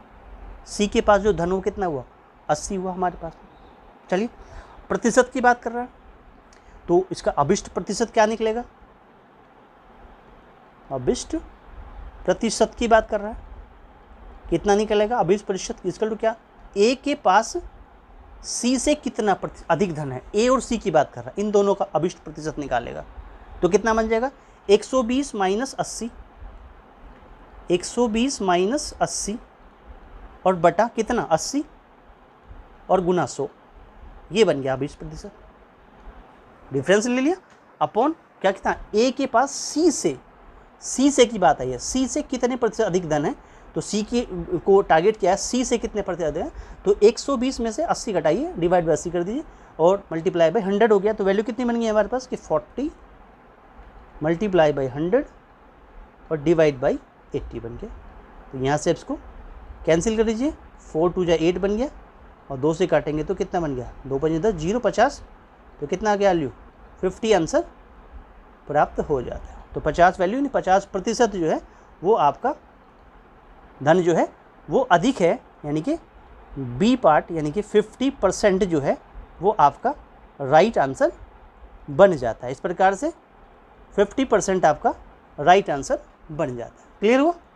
चलिए नेक्स्ट क्वेश्चन देखते हैं, क्वेश्चन नंबर एट मीन्स 22 आपके पास में, क्वेश्चन नंबर एट मीन्स 22 आपके पास में। क्या कहता है, रानी जो इस समय 22 वर्ष की है वह हमीद से x वर्ष बड़ी है। हमीद से x वर्ष बड़ी है, बड़ी की बात कर रहा है। 15 वर्ष पहले की बात कर रहा है। हमीद की आयु रानी की आयु की 1/4 थी। निम्न में से कौन सा सत्य, नहीं कुछ ये इक्वेशन दिखा रखी हैं, इन इक्वेशन में से कौन सी वैल्यू सही है। सितंबर 2014 में क्वेश्चन पूछा गया है। आप क्वेश्चन की जो लैंग्वेज है उसके हिसाब से देखें तो इसमें सबसे पहले मान लीजिए रानी की वर्तमान आयु कितनी है। मान लीजिए माना जो रानी है, रानी की जो वर्तमान आयु है, वर्तमान जो आयु है वो कितनी, मान लिया हमने वो y वर्ष मान ली। वर्तमान आयु y वर्ष रानी की हो गई, ठीक है। अब हामिद की आयु, और जो हमारे पास में क्वेश्चन का है कि जो इस समय y वर्ष की है, क्वेश्चन में दे रखा है वह हामिद से x वर्ष बड़ी है। तो हामिद की वर्तमान आयु कितनी होगी, हमीद की इट मीन्स जो हमीद होगा, हमीद की वर्तमान आयु जो होगी, वर्तमान आयु, हमीद की वर्तमान आयु कितनी हो जाएगी, y में से x माइनस कर दीजिए, y माइनस x वर्ष हो गया। यहाँ तक बात क्लियर होगी। अब 15 वर्ष पूर्व की बात कीजिए। अकॉर्डिंग टू क्वेश्चन की बात करें तो 15 वर्ष पूर्व की बात करें तो 15 वर्ष पूर्व किस किस की दोनों की वैल्यू देखें कितना, हमीद की आयु कितनी होगी, हमीद की जो आयु होगी वो कितनी होगी, 15 वर्ष पूर्व की बात कर रहे हैं। y माइनस एक्स तो फिलहाल है, उसमें से 15 माइनस कर दो, ये तो हमीद की हो गई, क्लियर। अब रानी की आयु कितनी होगी, 15 वर्ष पूर्व जो है रानी की आयु कितनी होगी, रानी की आयु कब, 15 वर्ष पूर्व की बात करें तो फिलहाल तो y है, उसमें से 15 माइनस कर दीजिए, ये आ गई किसकी वैल्यू हो गई, ये रानी की आयु हो गई। अब क्वेश्चन के अकॉर्डिंग क्या कंडीशन बनती है कि y माइनस एक्स माइनस 15 जो बना है आपका वो बराबर क्या बन जाएगा कि y माइनस 15 का 1/4, ऐसा क्वेश्चन में दिया हुआ क्या है, हमीद की आयु रानी की आयु की 1/4 है, क्लियर। तो इस प्रकार से आंसर क्या बना कि y माइनस 15 1/4, तो इसमें क्या कर दीजिए मल्टीप्लाई कर देंगे इसकी वैल्यू में, क्या बनेगा, अगर 4 इधर ले आए तो कितनी वैल्यू बनेगी, 4y माइनस का 4x और माइनस का 15 चौका 60 इजिकल टू y माइनस 15, ऐसा रह गया। अब देखो y हमारे पास यहाँ पर y माइनस 15 को सारे को इधर ले आए तो क्या बन गया, 4y तो एक यहाँ पे, उसमें से एक y माइनस हो जाएगा आकर के यहाँ पे, माइनस 4x ऐसे ही रहेगा, माइनस 60 रहेगा, प्लस का 15 हो जाएगा और बराबर 0 आ गया। तो ये तो वैल्यू बन गई 3y, ये बन गई 4x, और 60 में से कितना गया हमारे पास में, ये बन गई माइनस 60 में 15 गया तो ये बन गई माइनस का 45 बराबर 0, यानी कि आंसर बन गया 3y माइनस का 4x बराबर 45। 3y माइनस का 4x इज इक्वल टू 45। कौन सा आंसर है, 3y माइनस का 4x इज इक्वल टू कितनी बन गई 40, 3y minus 4x is equal to 45, 3y minus 4x is equal to 45, 3y minus 4x is equal to, ये 45 कर लीजिएगा इसको, 45 है, 3y minus 4x is equal to क्या बन जाएगा 45, यानी कि 3y minus 4x is equal to ये 45 था। तो ये हमारा ए पार्ट जो है वो आंसर बन जाता है, ए पार्ट आपका फाइनल आंसर बन जाता है 3y minus 4x is equal to 45, ये हमारा ए पार्ट आंसर बन जाता है। नेक्स्ट क्वेश्चन चलते हैं, क्वेश्चन नंबर 23 में क्या कहता है, क्वेश्चन कहता है हमारे पास में 20 वस्तुओं का क्रय मूल्य, 20 वस्तुओं का क्रय मूल्य x वस्तुओं के विक्रय मूल्य के बराबर है।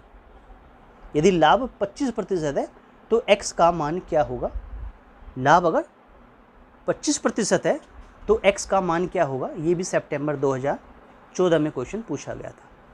अब क्वेश्चन के आंसर में कुछ 15, 16, 18 और 25 ये कुछ आंसर हमें दिखा रखे हैं x के मान के लिए। 20 वस्तुओं का क्रय मूल्य क्वेश्चन के हिसाब से, कि 20 वस्तुओं का जो क्रय मूल्य है वो किसके इक्वल है, x वस्तुओं के विक्रय मूल्य के, x वस्तुओं के विक्रय मूल्य के बराबर, विक्रय मूल्य के बराबर है।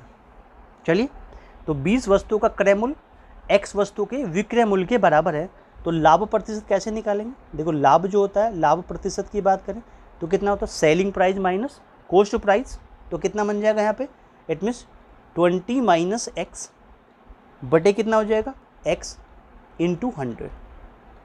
जो हमारा प्रॉफिट परसेंटेज होता है वो selling price minus cost price upon CP into 100 होता है, फॉर्मूला होता है। तो सेलिंग प्राइस कितना बनेगा, 20 minus x cost price upon CP यानी कि x हो गया, और इंटू कितना हो गया, 100 की मल्टीप्लाई कर देंगे। ये पहले से दिखा रखा 25% है, तो 25 इजकल टू क्या आ गया, 20 minus x upon x into कितना बन गया, 100 बन गया। ये वैल्यू बन जाती है हमारे पास में, ठीक है। तो इस 100 को इधर ले जाइए, 25 बटे क्या बन गया, 100 बन गया। इट मीन्स ये 25 अपॉन क्या बन जाएगा, 100 बन जाएगा। तो 25 अपॉन 100 क्या बन गया आपका, 1/4 बन जाएगा। ये कितनी बन गई, 20 माइनस एक्स बटे एक्स बन गया, ठीक है ना। 25 से कम 25 चौका 100, यानी 1/4 इजकल टू 20 माइनस एक्स बटे एक्स बन गया। इसकी क्रॉस मल्टीप्लाई कर दीजिए, क्या बना, x इजकल टू कितना बन गया, 80 माइनस ऑफ 4x। 4x उधर ले जाइए, x तो यहाँ पहले से ही था, 4 और आ गए, कितने हो गए, 5x हो गए, बराबर 80 हो गया। तो 5x अगर 80 के बराबर है तो x की वैल्यू कितनी बन गई, 80 बटे 5 बन गई, और 16 पंजे 80 होता है। तो x का आंसर कितना आ गया, 16 आ गया। इट मीन्स आंसर प्राप्त हो गया 16 योर राइट आंसर, यानी ये बी पार्ट आपका सही आंसर होगा। क्लियर। चलिए क्वेश्चन नंबर 24 में चलते हैं। 24 बहुत ही अच्छा क्वेश्चन है, प्यारा क्वेश्चन भी है और इम्पोर्टेंट भी लिख सकते हैं, ऐसे क्वेश्चन पेपर में काफ़ी बार आते हैं। किसी मशीन के मूल्य का 10% प्रति वर्ष की दर से अवमूल्यन हो रहा है, इसे 3 वर्ष पहले खरीदा गया था। यदि इसका वर्तमान मूल्य इट मीन्स 145400 है तो इसे कितने में खरीदा गया था। ऐसा क्वेश्चन सितंबर 2014 में पूछा गया। आंसर ABCD के रूप में हमें इस प्रकार से दिखा रखे हैं। आप देखिए, क्वेश्चन के अकॉर्डिंग अवमूल्यन कहा गया है, माना मशीन को x रुपये में खरीदा गया। मान लिया जो मशीन का जो हमारे पास में खरीदा गया था उसको x रुपये में खरीदा गया था। माना मशीन को कितने में, इट मीन्स x रुपीज़ में खरीदा गया, ऐसा हमने मान लिया। ये x रुपये में खरीदा गया, तो इस प्रकार से हमारे पास में अमाउंट क्या दिया क्वेश्चन में, वर्तमान मूल्य, यानी कि अमाउंट जो दिखा रखा है वो कितना है 145800। रेट परसेंट कितना है 10% हमें दिखा रखा है। रेट परसेंट कितना दिखा रखा हमें, इट मीन्स 10% दिखा हुआ रेट परसेंट। तो आपके पास जो रेट परसेंट है उसे नोट किया, ये हो गया 10%। अवमूल्यन हुआ है 10%, ऐसा दिखा हुआ है। और समय यानी कि n जो है वो 3 वर्ष दिखा रखा है। तो प्रिंसिपल आपने क्या कर दिया कि मान लिया वो x रुपये में खरीदा गया था। तो फॉर्मूला जो होता है हमारे पास में A is equal to P 1 + R/100 होता है। लेकिन यहाँ क्योंकि अवमूल्यन हुआ है तो प्लस नहीं लगाएंगे, प्लस की बजाय क्या आ जाएगा, माइनस आ जाएगा। 1 माइनस कितना हो गया, R/100 की पावर क्या हो जाएगा, इट मीन्स n हो जाएगा।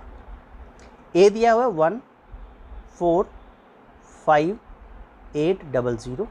P आपको क्या करना है, निकालना है। 1 + R कितना है, 10 है। प्लस नहीं माइनस है, 1 माइनस एक्चुअल में प्लस नहीं माइनस है, इट मीन्स 1 माइनस कितना होगा 1 माइनस 10/100 की पावर n कितना हो गया, n आ गया 3। क्लियर होगा। तो 100 में से 10 गया कितना 90 रह गया, तो p के साथ में कितना बन गया, इट मीन्स 90/100 की पावर कितनी बन गई, इट मीन्स 3 बन गई। या इसको यहाँ से काट दे तो 9/10 आ गया, तो p की साथ में कितना रह गया 9/10 की पावर 3 रह गई। और ये चली रहा है एज इट इज़ 145800 और 145800। अब आपको p निकालना, इट मीन्स p की वैल्यू कितनी हो जाएगी, 10 से मल्टीप्लाई 145800, इट मीन्स 10 की 3 बार मल्टीप्लाई हो गई ऊपर और नीचे 9 का 3 बार डिवाइड हो गया, ये बन गया। ठीक है, तो इसको भी लिख सकते हैं, ये जो आपका वैल्यू है इसमें दो जीरो लगा रखी हैं, इन 2 जीरो को यहाँ से हटा दें और इसको अलग से लिख दें, यानी ये 2 जीरो यहाँ से हटा देंगे तो ये कुछ ऐसा बन जाएगा, इस प्रकार से लिख देंगे इसको, इट मीन्स 1514 था, इट मीन्स ये वैल्यू कितना था 14 है, वैल्यू को पुट करेंगे तो बन जाएगा 1458। और ये जो 100 था इसको हम यहाँ लिख लेते हैं ऐसे, अभी कैलकुलेशन में आसानी रहेगी। अब 9 से काटते हैं इसको ऐसे, 9 1 जा 9 6 जा और 9 2 जा, कट गया। फिर 9 से काटेंगे, क्या बनेगा 9 1 जा और 9 8 जा, 9 होता है। 9 से काटेंगे 9 2 18 होता है, तो कितना आ गया 2 के आगे कितना आ गए 10 10 10, यानी कि 3 जीरो तो ये हो गई और 2 जीरो ये हो गई, वैल्यू हो गया 2 के आगे 1 2 3 4 5, तो प्रिंसिपल कितना आ गया 1 2 3 4 5, आंसर बन गया आपका, इट मीन्स काई दहाई सैकड़ा हज़ार 10,000 लाख, यानी 2 लाख आपका आंसर बन जाता है। क्लियर हुआ। इस प्रकार से वैल्यू यानी आंसर आपका प्राप्त हो जाता है। अवमूल्यन में माइनस का साइन यूज करते हैं। क्लियर। चलिए नेक्स्ट क्वेश्चन चलते हैं। 25वां क्वेश्चन कहते हैं कि एक समद्विबाहु त्रिभुज ABC के आधार की लंबाई कितनी है 48 सेंटीमीटर है। क्या दिखा रखी है, आधार की जो लंबाई है वो दिखा रखी है 48 सेंटीमीटर, उसका क्षेत्रफल जो है 168 सेंटीमीटर स्क्वायर है। जो क्षेत्रफल है वो आपका 168 सेंटीमीटर स्क्वायर है। इसकी समान भुजाओं में से एक की लंबाई है, समद्विबाहु की बात कर रहा है। Answer A 8 centimetre, B 15 centimetre, C 17 centimetre और D 25 सेंटीमीटर। सितंबर 2014 में क्वेश्चन पूछा गया। बात कर रहा है आइसोसेलेस ट्रायंगल की, समद्विबाहु त्रिभुज की बात कर रहा है। तो समद्विबाहु त्रिभुज कुछ इस प्रकार से आपकी फिगर बन जाएगी। ये एक इस तरह की फिगर को समझा देंगे हम। ये आपका इसको A पार्ट लिख देंगे, A B और C बन गया। यहाँ से 90 डिग्री का ऐसी एक वैल्यू बन जाती है। इसको D पार्ट लिख देंगे यहाँ पे। और ये क्वेश्चन में दिखा रखा टोटल कितना होता है 48 सेंटीमीटर है। हम जानते हैं समद्विबाहु त्रिभुज की दोनों भुजाएं क्या होती है, बराबर होती है। इसको भी x मान लिया, इसको x मान लिया। प्रॉपर्टी है कि वर्टेक्स से डालने वाली लाइन बेस को बराबर हिस्सों में काटती है। तो ये कितना हो जाएगा, ये भी 24 हो जाएगा और ये भी 24 हो जाएगा। 24 दूना 48 होता है। 24 सेंटीमीटर की ये वैल्यू बन जाएंगी BD और DC। आपको चाहिए क्वेश्चन में इसकी एक भुजा x की वैल्यू फाइंड करनी है आपको। भुजा यानी कि आपको AB बराबर AC बराबर x, यानी ये आपको x फाइंड करना है। BC दिखा रखा। ट्राइंगल का क्षेत्रफल, ट्राइंगल ABC का क्षेत्रफल की बात करें, ABC का जो क्षेत्रफल होता है, त्रिभुज का जो क्षेत्रफल होता है वो कितना होता है 1/2 आधार गुना ऊंचाई। यहाँ पे आधार कितना बन गया, हम आधार हो गया BC हो गया और ऊंचाई बन गई हमारी AD। क्लियर। क्षेत्रफल की बात करें तो हमें 168 यानी 168 इजिकल टू 1/2 बेस कितना 48 और AD आपको फाइंड करनी है। तो क्या करेंगे 168 जो है वो AD अगर फाइंड करना चाहेंगे तो AD कितना होगा 168 में 2 का मल्टीप्लाई हो जाएगा और 48 का हो जाएगा डिवाइड, 48 का हो जाएगा डिवाइड हमारे पास में। तो इसको सोल्व कर लेते हैं, 2 से काटते हैं, 2 2 जा 2 4 जा 2 से ही कैंसिल हो गया, ठीक है। अब 2 से छोटा कर सकते हैं, यानी वैल्यू बन गई 168/24 को छोटा करिए, 2 1 जा 2 2 जा 2 से काटेंगे तो 2 8 जा 16 हो गया हमारे पास, 2 4 जा 8 और 12 7 84 होता है। तो AD का आंसर कितना बन गया, AD आ गया 7 सेंटीमीटर, AD प्राप्त हो गया। क्वेश्चन के हिसाब से आपको एक ऐसी फिगर, ये जो फिगर फिलहाल यहाँ बनेगी, इस फिगर को ऐसे इस प्रकार से, ये आपका कितना बन गया, A बन गया, ये आपका D बन गया, ये 90 डिग्री है यहाँ पर, ये बन गया B, ये 24 बन गया, आधा हो जाएगा 48 का, ये बन गया 7, ये बन गया 7 सेंटीमीटर AD। आपको ये x फाइंड करना है। तो इन ट्राइंगल किसमें, ADB में या ABD कह लीजिए, ADB में पाइथागोरस का यूज करेंगे, यूजिंग पाइथागोरस थ्योरम। इनके जो हमारे पास पाइथागोरस थ्योरम होती है, पाइथागोरस प्रमेय का यूज़ करेंगे, थ्योरम का यूज़ करेंगे। तो क्या होता है कि हाइपोटेनियस का जो स्क्वायर होता है, यानी कि AB का जो स्क्वायर हो जाएगा वो AD का स्क्वायर प्लस बेस यानी कि BD के स्क्वायर के बराबर हो जाएगा। अब यहाँ पर जो AD है वो 7 का स्क्वायर हो जाएगा और BD का मतलब 24 का स्क्वायर हो जाएगा। अब वैल्यू कितनी बन गई, ये 7 का स्क्वायर कितना बन जाएगा, 7 का स्क्वायर बन गया 49 और 24 का स्क्वायर कितना बन जाता है 577, 576 और ये टोटल वैल्यू कितनी बन गई, ये बन गई 625। किसके बराबर आ गया, AB स्क्वायर के इक्वल आ गया, क्लियर। अब हमें निकालना है AB कितना हो, √625, वैल्यू कितनी है, रूट जो होता है वो 25 होता है, यानी कि AB मतलब x निकल गया, AB मतलब x निकल गया 25 सेंटीमीटर। भुजा की वैल्यू जो है वो 25 सेंटीमीटर निकल के आ गई और ये आपका पार्ट नंबर D जो है वो एक राइट आंसर बन जाता है। क्लियर हुआ दोस्तों। वीडियो अच्छा लग रहा हो तो वीडियो को लाइक करें, अपने दोस्तों में शेयर करें और channel starlight classes exam study channel को सब्सक्राइब जरूर करें। चलिए नेक्स्ट क्वेश्चन चलते हैं, क्वेश्चन नंबर 26 में। क्वेश्चन 26 क्या कहता है, यदि एक वर्ग का क्षेत्रफल किसी एक वृत्त के क्षेत्रफल, ध्यान से देखिएगा, वर्ग है यहाँ पर और ये वृत्त है, एक वर्ग का क्षेत्रफल किसी एक वृत्त के क्षेत्रफल का 16/पाई है। वर्ग की भुजा और वर्ग की भुजा और वृत्त के व्यास में अनुपात पूछा गया था सितंबर 2014 में। अनुपात 3:1, 2:1, पाई/1 या √2 पाई/1, ऐसे कुछ हमें आंसर दिए गए थे। क्लियर। चलिए देखिए क्वेश्चन में मान लो वर्ग की भुजा हम मान लेते हैं, वर्ग जो हमारे पास में है, जो माना वर्ग की जो भुजा है, वर्ग की जो भुजा है वो आपने x मान ली, x मान लो या a मान लो, फिलहाल हम यहाँ a ले लेते हैं, उससे a ले लेते हैं। ये वर्ग हो गया हमारे पास में इस प्रकार से। अब इसकी जो भुजा है हमारे पास में वो हमने क्या मान ली, इट मीन्स ये हमने a मान ली कि ये a भुजा का वर्ग हो गया। इस प्रकार से एक वृत्त हो जाता है, ठीक है, उसकी जो रेडियस है ये हमारे पास वृत्त हो जाता है, इसकी जो रेडियस है वो r होती है, ठीक है। तो ये वर्ग हो गया हमारे पास में और ये हमारे पास क्या बन गया, इट मीन्स एक वृत्त बन गया, एक वर्ग बन गया, भुजा मान लिया अपने। चलिए अगर हम वृत्त का क्षेत्रफल, वर्ग के क्षेत्रफल की बात करें तो वर्ग का क्षेत्रफल क्या होता है, वर्ग का जो क्षेत्रफल होता है वो भुजा की घात 2 होता है, it means a Guna a यानी कि a स्क्वायर होता है। क्लियर। ऐसे ही अगर वृत्त के क्षेत्रफल की बात करें, वृत्त का जो क्षेत्रफल होता है वो पाई r स्क्वायर होता है, it means pi r square होता है। ये वृत्त का क्षेत्रफल होता है, ये वर्ग का क्षेत्रफल होता है क्वेश्चन के अकॉर्डिंग। चलिए अब ये व्यास की बात करें तो इसका व्यास जो होता है जिसको d कहते हैं, डायमीटर जो होता है 2r होता है, किसका, वृत्त का डायमीटर 2 गुना रेडियस होता है। क्लियर।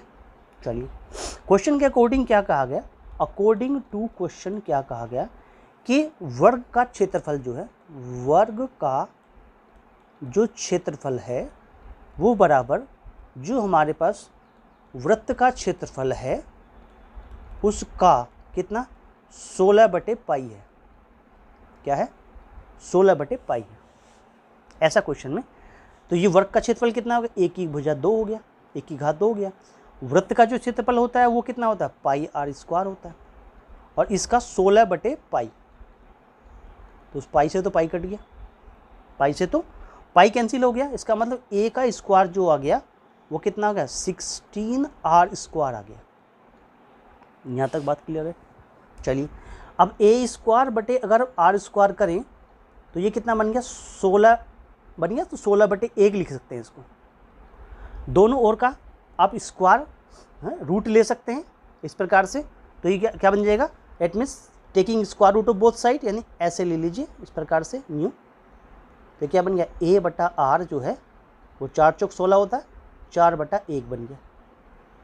ठीक, हमें तो चाहिए वर्ग की एक भुजा और वृत्त का व्यास, यानी हमें 2r चाहिए, यानी हमें a/2r चाहिए, a/d चाहिए, यानी इसको लिख दो 2r और इसको कितना कर दो, इट मीन्स 2/1 कर दो। 2 दूना 4 तो फिर बनेगा। क्लियर। तो a/r मतलब कितना आ गया, अनुपात कितना आ गया, अनुपात आ गया 2:1। ये आपका फाइनल आंसर बन जाता है। क्लियर हुआ। चलिए नेक्स्ट क्वेश्चन, यानी आपका आंसर कौन सा बनेगा, आपका आंसर बन गया बी पार्ट, आपका राइट आंसर बन जाता है। ठीक है। क्वेश्चन नंबर 27 में चलते हैं। 27 क्या कहता है, क्वेश्चन कहता है कि बहुभुज के सभी अंतः कोणों का योगफल 1440 डिग्री है। बहुभुज, समबहुभुज के सभी अंतः कोणों का योगफल, इस बहुभुज की भुजाओं की संख्या क्या होगी। ये पूछा गया सितंबर 2014 में। इम्पोर्टेंट लिख लीजिए, इस प्रकार के क्वेश्चन बार बार पेपर में पूछे जा रहे हैं। ए 8 होगा, बी 9 होगा, सी 10 होगा या डी 12। ये कुछ आंसर हमें दिखा रखे। क्लियर। चलिए अब क्वेश्चन में बहुभुज के अंतः कोणों का योगफल हमें दे रखा है, यानी कि जो हमारा समबहुभुज है, समबहुभुज के अंतः कोणों का योगफल, अंतः कोणों का योगफल क्वेश्चन में दिया हुआ है और वो दिखा रखा है 1440 डिग्री, हमें क्वेश्चन में दिया हुआ। क्वेश्चन के अकॉर्डिंग फॉर्मूला क्या होता है, फॉर्मूला होता है 2n-4 मल्टीप्लाई बाई 90। बहुभुज के अंतः कोणों का योगफल होता है, इजिकल टू 1440 के इक्वल रख देंगे। यानी इस फॉर्मूला होता है 2n-4 इंटू 90 इजिकल टू 1440। चलिए अब 2n-4 क्या बना, इजिकल टू कि 1440 को 90 से डिवाइड कर दो, ये कट गया। दैट मीन्स 9 से काट दो, कितना बना वैसे 144/9 बचा, और 9 से काट दो, 9 × 9 और 9 × 6 = 16 बच गया। यानी 2n-4 इजिकल टू 16 आ गया। अब ये 4 किधर जाके आ जा, ऐड हो जाएगा। तो 2n इजिकल टू कितना बन गया, 16 + 4 यानी 20 बन गया, 20 बन गया। तो वैल्यू कितनी बन गई, that means 2n equal to 20 आ गया। n की वैल्यू क्या चाहिए, 20/2 कर देंगे, तो 2 से काटेंगे 10 बार कट जाएगा। n की वैल्यू कितनी आ गई, n की वैल्यू कितनी आ गई, n की वैल्यू आ गई 10, 10 आ गई n की वैल्यू, n की वैल्यू होगी 10 आ गई। तो भुजाओं की संख्या पूछ रहा था, भुजा यानी कि कितनी भुजाएं होंगी, तो भुजाएं हो गई 10 हो गई। तो इस प्रकार से आप आंसर निकाल लेंगे, C part is your right answer बन जाता है। दोस्तों अगर वीडियो अच्छा लग रहा हो तो वीडियो को लाइक करें, अपने दोस्तों में शेयर करें और channel starlight classes exam history channel को सब्सक्राइब जरूर करें। चलिए नेक्स्ट क्वेश्चन नंबर 28 में चलते हैं। बहुत ही प्यारा क्वेश्चन है 28 भी हमारे पास में। बहुत प्यारा क्वेश्चन आया था कि यदि एक पंचभुजीय पिरामिड, एक पंचभुजीय पिरामिड की बात कर रहा है, के फलकों, किनारों और शीर्षों की संख्या क्रमशः a, b और c दिखा रखी हो, तब a - b + c का अपॉन 2 का जो होल स्क्वायर है उसमें -2 करें, उसका मान क्या होगा। आंसर है -1.5, 2, 1.75 या -1। ऐसे कुछ क्वेश्चन के आंसर इसमें दिए हुए थे। क्वेश्चन का आंसर ये भी सितंबर 2014 में क्वेश्चन पूछा गया था। ये हमारे पास पेंटागोनल पिरामिड होता है, ये हमारे पास एज ऑफ बेस होती है, ये हमारा एज होता है, ये फेस होते हैं, ये वर्टेक्स कहे जाते हैं। क्लियर? चलिए, यानी कि फलकों की संख्या पंचभुजीय पिरामिड में, ये जो पंचभुजीय पिरामिड होता है, जो हमारा पंचभुजीय पिरामिड है, पंचभुजीय जो पिरामिड हमारे पास में है, में क्या होगा? इट मीन्स पंचभुजीय पिरामिड में जो फलकों की संख्या होती है, किसकी संख्या? इट मीन्स फलकों की जो संख्या होती है हमारे पास में, फलकों की जो संख्या होती है वो इजिकल टू कितनी होती है? इट मीन्स 6, जो ए माना गया। ए इजिकल टू कितना हो गया? 6 हो गया। फलक कितने हो गए? ए हो गया। और किनारों की संख्या कहें तो हमारे पास में कितने हो गए? इट मीन्स किनारों की जो संख्या है वो कितनी हो गई? उसको कहा गया बी, यानी बी इजिकल टू कितना बन गया? किनारों की संख्या। It means B equal to कितना हो गया? 10 होते हैं। किनारे कितने होते हैं हमारे पास में? 10 होते हैं। तो हमारे पास किनारों की संख्या कितनी होगी? 10 हो गई। और शीर्ष की संख्या होगी, शीर्षों की संख्या जो है, इसमें शीर्षों की जो संख्या है वो कितनी बन गई? जिसको सी से रिप्रेजेंट किया गया वो बन जाएगी हमारी 6। क्लियर? तो इस प्रकार से ए बन गया 6, बी बन गया 10 और सी बन गया। तो अकॉर्डिंग टू क्वेश्चन आपको क्या फाइंड करना था कि ए माइनस बी प्लस सी बटे 2 का क्या करना? होल स्क्वायर और -2, ऐसा हमें क्वेश्चन जो है सोल्व करना था। अब यहाँ पर देखें, वैल्यू पुट करें, क्या दिया हुआ है? ए का मतलब कितना? 6 माइनस 10 प्लस 6 अपॉन 2 का होल स्क्वायर -2। तो 6 6 12 में से 10 कितना गया? 2 बचा। 2 बटे 2 कितना बन गया? कैंसिल हुआ। इट मीन्स वैल्यू बन गई, इट मीन्स 12 हुआ। इट मीन्स 12 माइनस का 10 बटे 2 का होल स्क्वायर और -2, मतलब 2 बटा 2 का होल स्क्वायर, यानी कि 2 बटा 2 का होल स्क्वायर -2। वैल्यू 1 - 2 बनेगी। आंसर कितना आ गया? माइनस का 1 आपका आंसर बन जाता है। तो इसका आंसर कितना है? -1, यानी कि जो डी पार्ट है वो आपका राइट आंसर बन जाता है। क्लियर? 28 क्वेश्चन कंप्लीट हुआ। नेक्स्ट क्वेश्चन नंबर 29 में चलिएगा। बहुत ही प्यारा क्वेश्चन है और इम्पोर्टेंट, लिख लीजिए अभी से ही, क्योंकि बहुत ही बढ़िया क्वेश्चन है। कई बार पेपर में ऐसे क्वेश्चन आए हैं। क्या कह रहा है? एक बेलन के वक्रपृष्ठीय क्षेत्रफल का 4 गुना उसके आधारों के क्षेत्रफलों के योगफल के 6 गुने के बराबर है। ध्यान समझिएगा, यदि इस बेलन की ऊंचाई 12 सेंटीमीटर, यानी कि जो हाइट बता रखा है ये वाली, ये हमारी इट मीन्स कितनी हो? ये हमारे पास में कितनी हो? इट मीन्स ये हाइट जो है वो 12 सेंटीमीटर हो। ठीक है?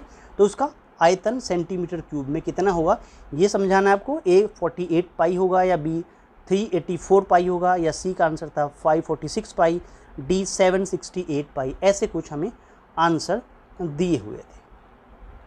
क्वेश्चन के अकॉर्डिंग अगर CSA की बात करें तो बेलन का वक्रपृष्ठीय क्षेत्रफल, जो बेलन होता है यानी सिलेंडर जो होता है, जो यहाँ पर फिगर दिखा रखी है, सिलेंडर इस प्रकार का होता है।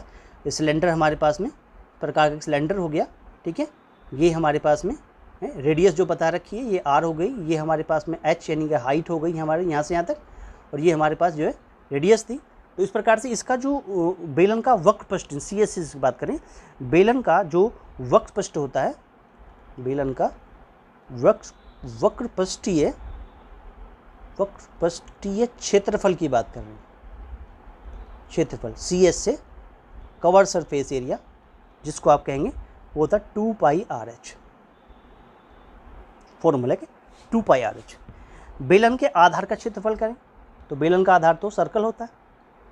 बेलन का आधार का क्षेत्रफल, बेलन के आधार का जो क्षेत्रफल बनेगा वो कितना होगा हमारे पास में? वैल्यू क्या बनेगी? आंसर होगा हमारे पास बेलन के आधार का, बेलन के आधार का क्षेत्रफल कितना होता है? It means pi R square. Circle होता है, सर्कल का कितना होता है? पाई R स्क्वायर होता है। अब आधार कितने हैं? आधार हमारे पास 2 हैं, तो बेलन के आधारों का क्षेत्रफल बन जाएगा। आधारों का क्षेत्रफल गुना 2 कर दीजिए, तो कितना हो गया 2 पाई आर स्क्वायर। यहाँ तक क्लियर हो गया। हाइट जो क्वेश्चन में दिखा रखी है, हाइट यानी ऊंचाई जो दिखा रखी है वो कितनी है, इट मीन्स 12 सेंटीमीटर। यहाँ तक क्वेश्चन में दिया हुआ। अकॉर्डिंग टू क्वेश्चन क्या कहता है क्वेश्चन, ये कहता है कि बेलन के वक्र पृष्ठीय क्षेत्रफल का 4 गुना, एक बेलन के वक्र क्षेत्रफल का 4 गुना, तो बेलन का जो वक्र पृष्ठीय क्षेत्रफल है तो 4 गुना क्या बना, बेलन का वक्र पृष्ठीय क्षेत्रफल, क्षेत्रफल जो है वो क्या है, वो इक्वल टू है 6 गुना किसके, बेलन के आधारों का क्षेत्रफलों का जो योग है हमारे पास में, आधारों के क्षेत्रफलों का योग कितना, आधारों के, ध्यान से बन गया, आधारों के क्षेत्रफलों का योग, के क्षेत्रफलों का योग, ऐसे दिखा रखा है। चलिए अब पॉइंट क्या बनता है हमारे पास में, देखो 6 गुना है, 6 गुना आधारों के क्षेत्रफलों का जो योग है जो हमने निकाल लिया, जो क्या निकल के आया 2 पाई आर स्क्वायर निकल गया। बेलन के आधारों का क्षेत्रफल का जो योग बना था, क्षेत्रफलों का जो योग बना हमारे पास, क्षेत्रफलों का जो इसको योग भी है, बेलन के आधारों का क्षेत्रफल के क्षेत्रफलों का योग भी कह सकते हैं। एक ही बात है हमारे पास में, 2 गुना कर दिया, दोनों को अलग अलग जोड़ दीजिए, pi r square plus pi square, एक ही बात बनेगी। चलिए तो क्वेश्चन क्या था, 4 गुना कितना 2 pi r h equal to 6 गुना कितना 2 pi r square, 2 pi r square. पहले तो इस पाई से इस पाई को कैंसिल कीजिए, 2 से इस 2 को कैंसिल कीजिए, ठीक है, और एक रेडियस से ये रेडियस कैंसिल हो गई, तो 4h is equal to 6 into are. अब इसमें क्वेश्चन में h दिखा रखा 12, h को रख दीजिए, 6r बच गया, r की वैल्यू निकालनी है, 4 गुना 12 बटे कितना बन गया 6, 4 गुना 12 बटे 6, 6 दूना हो गया 12, तो 4 दूना 8 सेंटीमीटर। ये तो बन गई हमारी, क्या बन गई, रेडियस बन गई। हमें तो आयतन चाहिए, हमें तो आयतन चाहिए। आयतन क्या होता है, बेलन का आयतन, किसका आयतन, किसका, बेलन का आयतन चाहिए, इट मीन्स बेलन का आयतन चाहिए हमें। तो वो क्या होता है, पाई आर स्क्वायर एच होता है। वॉल्यूम जो होता है पाई आर स्क्वायर एच होता है, इट्स वॉल्यूम क्या निकल के आ गया, पाई आर की वैल्यू कितनी बन गई 8 गुना 8 और गुना कितना बन गया 12, तो कितना बन गया, पाई के साथ में 64 मल्टीप्लाई बाई 12, इतने क्या बन गया, इतने सेंटीमीटर क्यूब वॉल्यूम बन गया। अब वॉल्यूम निकाल लीजिए, 64 और 12 की मल्टीप्लाई करेंगे तो 768 आएगा, 768 पाई कितने, इतने सेंटीमीटर क्यूब, और ये क्या बन गया आपका आंसर बन गया। इट मीन्स 768 पाई, यानी ये आपका डी जो है आपका राइट आंसर बन जाता है। क्लियर हुआ, ये 29 क्वेश्चन था, बहुत ही अच्छा क्वेश्चन था। क्लियर, चलिए नेक्स्ट क्वेश्चन, लास्ट क्वेश्चन 30 में चलते हैं। बहुत ही प्यारा क्वेश्चन है क्वेश्चन नंबर 30। क्या कहा गया कि यदि किसी त्रिभुज का एक कोण 130 डिग्री का हो, यदि किसी त्रिभुज का एक कोण 130 डिग्री का हो तो शेष 2 कोणों के समद्विभाजकों, बाइसेक्टर जो हैं, के बीच बनी कोण की माप कितनी होगी। ये भी सितंबर 2014 में क्वेश्चन पूछा गया। आंसर ग्रुप में 60 डिग्री होगी, बी 115 डिग्री होगी, सी 130 डिग्री होगी, या डी 155 डिग्री होगी। ऐसे कुछ हमें आंसर दिखा रखे। सॉल्यूशन करते हैं, देखिए क्या बताया हुआ। किसी त्रिभुज की एक कोण 130 डिग्री है। अब हमने मान लिया कि ये एक ऐसा त्रिभुज बनाया हमने, इस प्रकार से ये एक त्रिभुज बना लिया, क्लियर, ऐसे, क्लियर। ये इसका एक कोण ये वाला हमने ले लिया 130 डिग्री, इसको हमने ऐसे बना लिया, इसका आंसर बना लिया ये ए, इसको बी और इसको सी मान लिया। अब क्या कहता है, शेष 2 कोण, यानी ये कोण हमारे पास इसका समद्विभाजक और ये कोण हमारे पास इसका समद्विभाजक, ये पॉइंट हमने इट मीन्स डी पॉइंट मान लिया, क्लियर। यानी ये दोनों कोण बराबर हैं, ऐसे ये दोनों कोण भी बराबर। इसे एंगल 1 कह लें तो ये भी 1 होगा, इसको 2 कह लें तो ये भी 2 होगा। ऐसा कुछ हमने बनाया।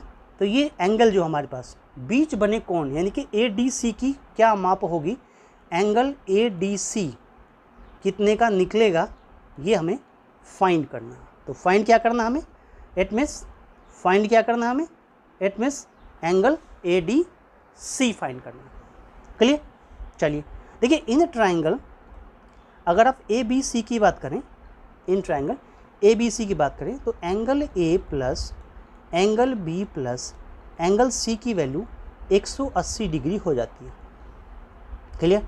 तो यहाँ से angle A plus angle C यहाँ रखें और एंगल B की वैल्यू हमें 130 डिग्री दिखा रखी है, तो हमारा आंसर 180 के इक्वल हो जाएगा। तो angle A plus angle C जो है वो 180 माइनस ऑफ 130 यानी कि हमारा 50 डिग्री का निकल के आ गया, यानी angle A plus angle C equal to 50 degree आ गया। क्लियर। चलिए अगर आप इन दोनों का बाई 2 कर, दोनों ओर 2 से डिवाइड कर दें तो angle A plus angle C divide by 2 कर दें, इधर 50/2 कर दें, तो क्या बन गया कि angle A/2 plus angle C/2 का आंसर आ गया 25 डिग्री। हमने एंगल A/2 को क्या माना, एंगल 1 माना, C/2 को क्या माना, एंगल 2 माना, इक्वल टू 25 डिग्री। यानी कि रिजल्ट बन गया कि एंगल 1 प्लस 2 मिल के 25 डिग्री बनाएगा। क्लियर। अब आइए इन ट्राइंगल ADC में क्या देखेंगे कि एंगल 1 प्लस एंगल 2 यानी एंगल है DAC और एंगल DCA और प्लस एंगल ADC मिलके 180 डिग्री बनाते हैं। क्लियर। एंगल 1 प्लस 2 की वैल्यू आपने निकाली 25 डिग्री होती है, plus angle ADC is equal to कितना बन गया आपके पास में, ये बन गया 180 डिग्री के इक्वल बन जाता है। तो angle ADC is equal to बन गया 180 माइनस ऑफ 25 डिग्री। अब 180 में से 25 माइनस करेंगे तो क्या बन जाएगा, इट मीन्स 155 बनेगा, 155 डिग्री प्राप्त हो गया। तो एंगल ADC आपको मिल जाता है। तो यही आपका क्या हो गया, फाइनल आंसर हो गया, यानी D part is your right answer. Clear. दोस्तों वीडियो अच्छा लगा हो तो वीडियो को लाइक करें, अपने दोस्तों में शेयर करें और starlight classes exam study channel को सब्सक्राइब जरूर करें। चलिए दोस्तों, वीडियो अच्छा लगा हो तो वीडियो को लाइक ज़रूर करें, अपने दोस्तों में शेयर ज़रूर करें, कमेंट्स करें इट मीन्स कैसा वीडियो लगा आपको, और starlight classes exam study channel को सब्सक्राइब जरूर करें, साथ में बेल आइकन को भी प्रेस करें जिससे आने वाला वीडियो का नोटिफिकेशन सबसे पहले आपको प्राप्त हो। थैंक यू दोस्तों, थैंक यू।